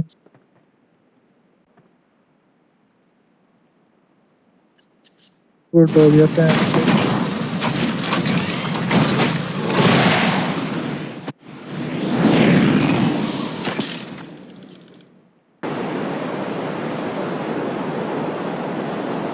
Marked a vehicle. बंदे गए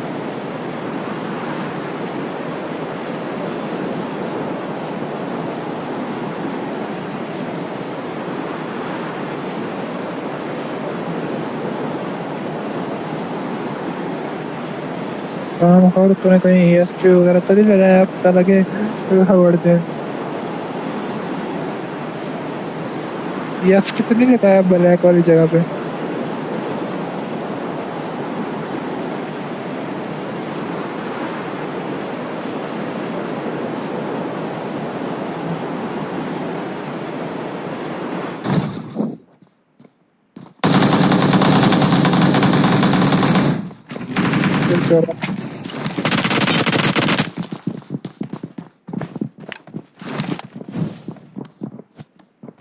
बाबा मैं घुस रहा हूँ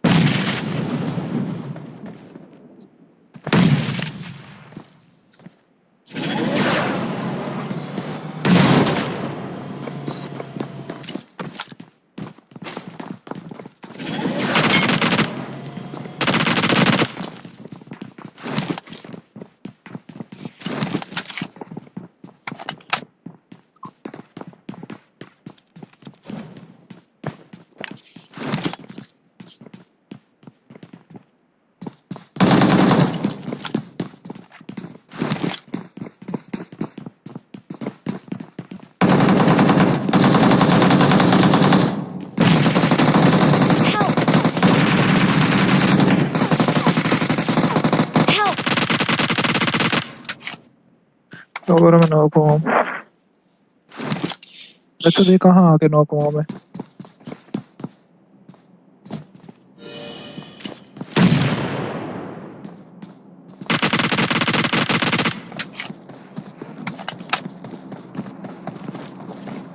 Thank you.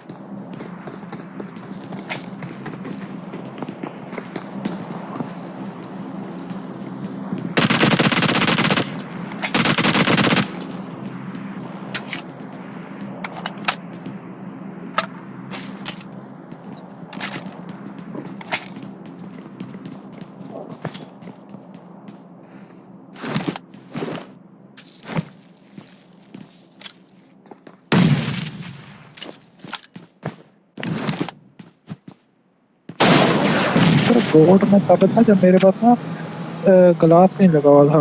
ग्लास चेंज कराया ना तब मेरी गेम हरामी हो गई पूरी। हाँ ना, तो ग्लास घिरा पड़ा था। सॉरी, फिर पिछले 10 महीने से तो ग्लास नहीं घिसा पड़ा था पूरे 10 महीने से।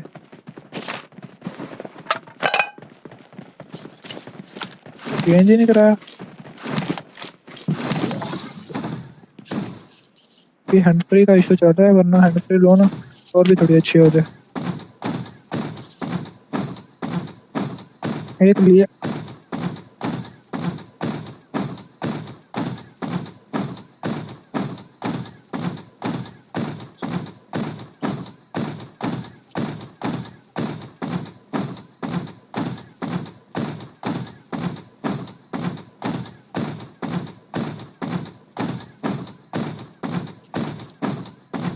आई थिंक सामने बंदा है।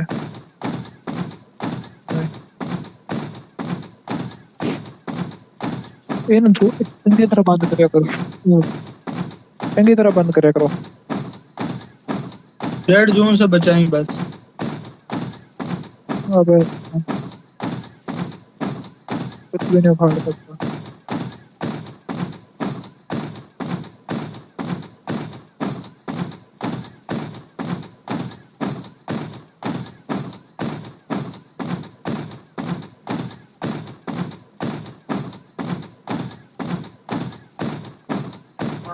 मार्क वगैरह नजर आते हैं ना? बस ठीक है, मैं मार कर दिया करूँगा।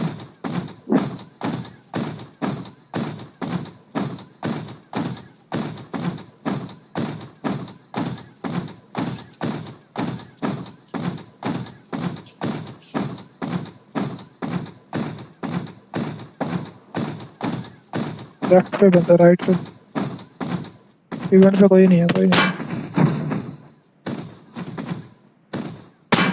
जाने दे दो छोड़।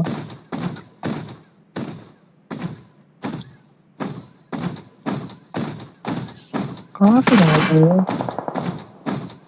मार कहाँ पे रहे हैं? Watch out! वो आ गए आप ऊपर। लेफ्ट कर, लेफ्ट कर, लेफ्ट कर, लेफ्ट कर।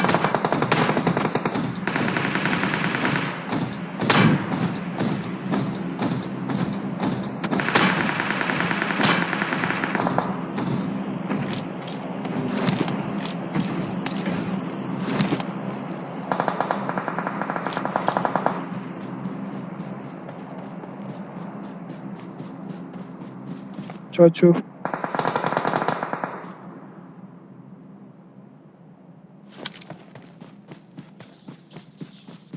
Help! Help!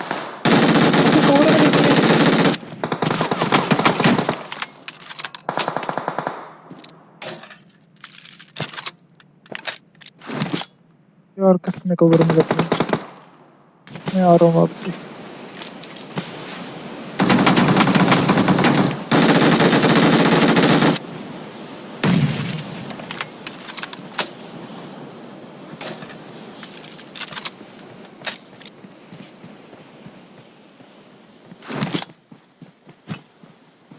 AKM वाला डाउन करो ना, मैं लेता हूँ बाकियों को, तारों को।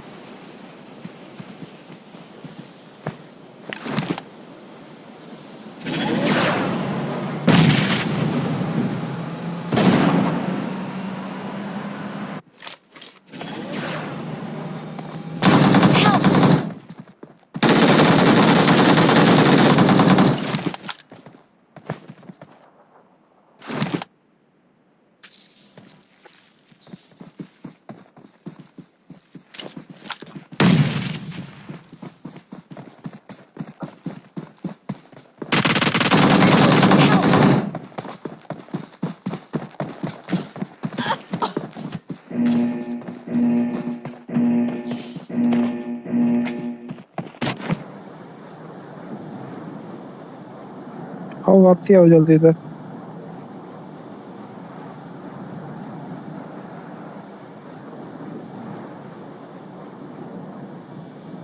है सब कोई है।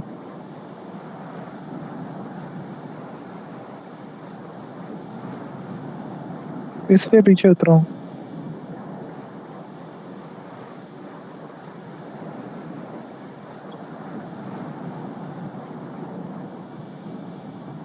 गाड़ी ले रहे हैं। गाड़ी गाड़ी। अबे कुत्ती के बच्चे ने पता नहीं कहाँ से देखा है।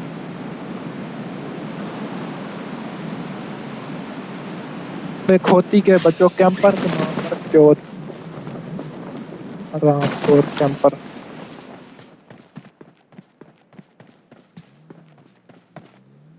चाचू साथ आइयो, तेरी मेहरबानी।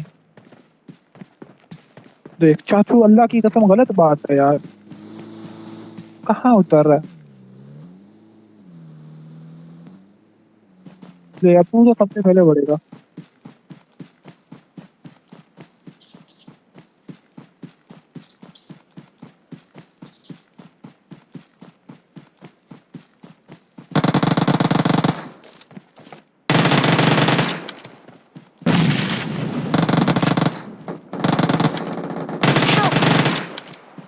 चुरा मार देना।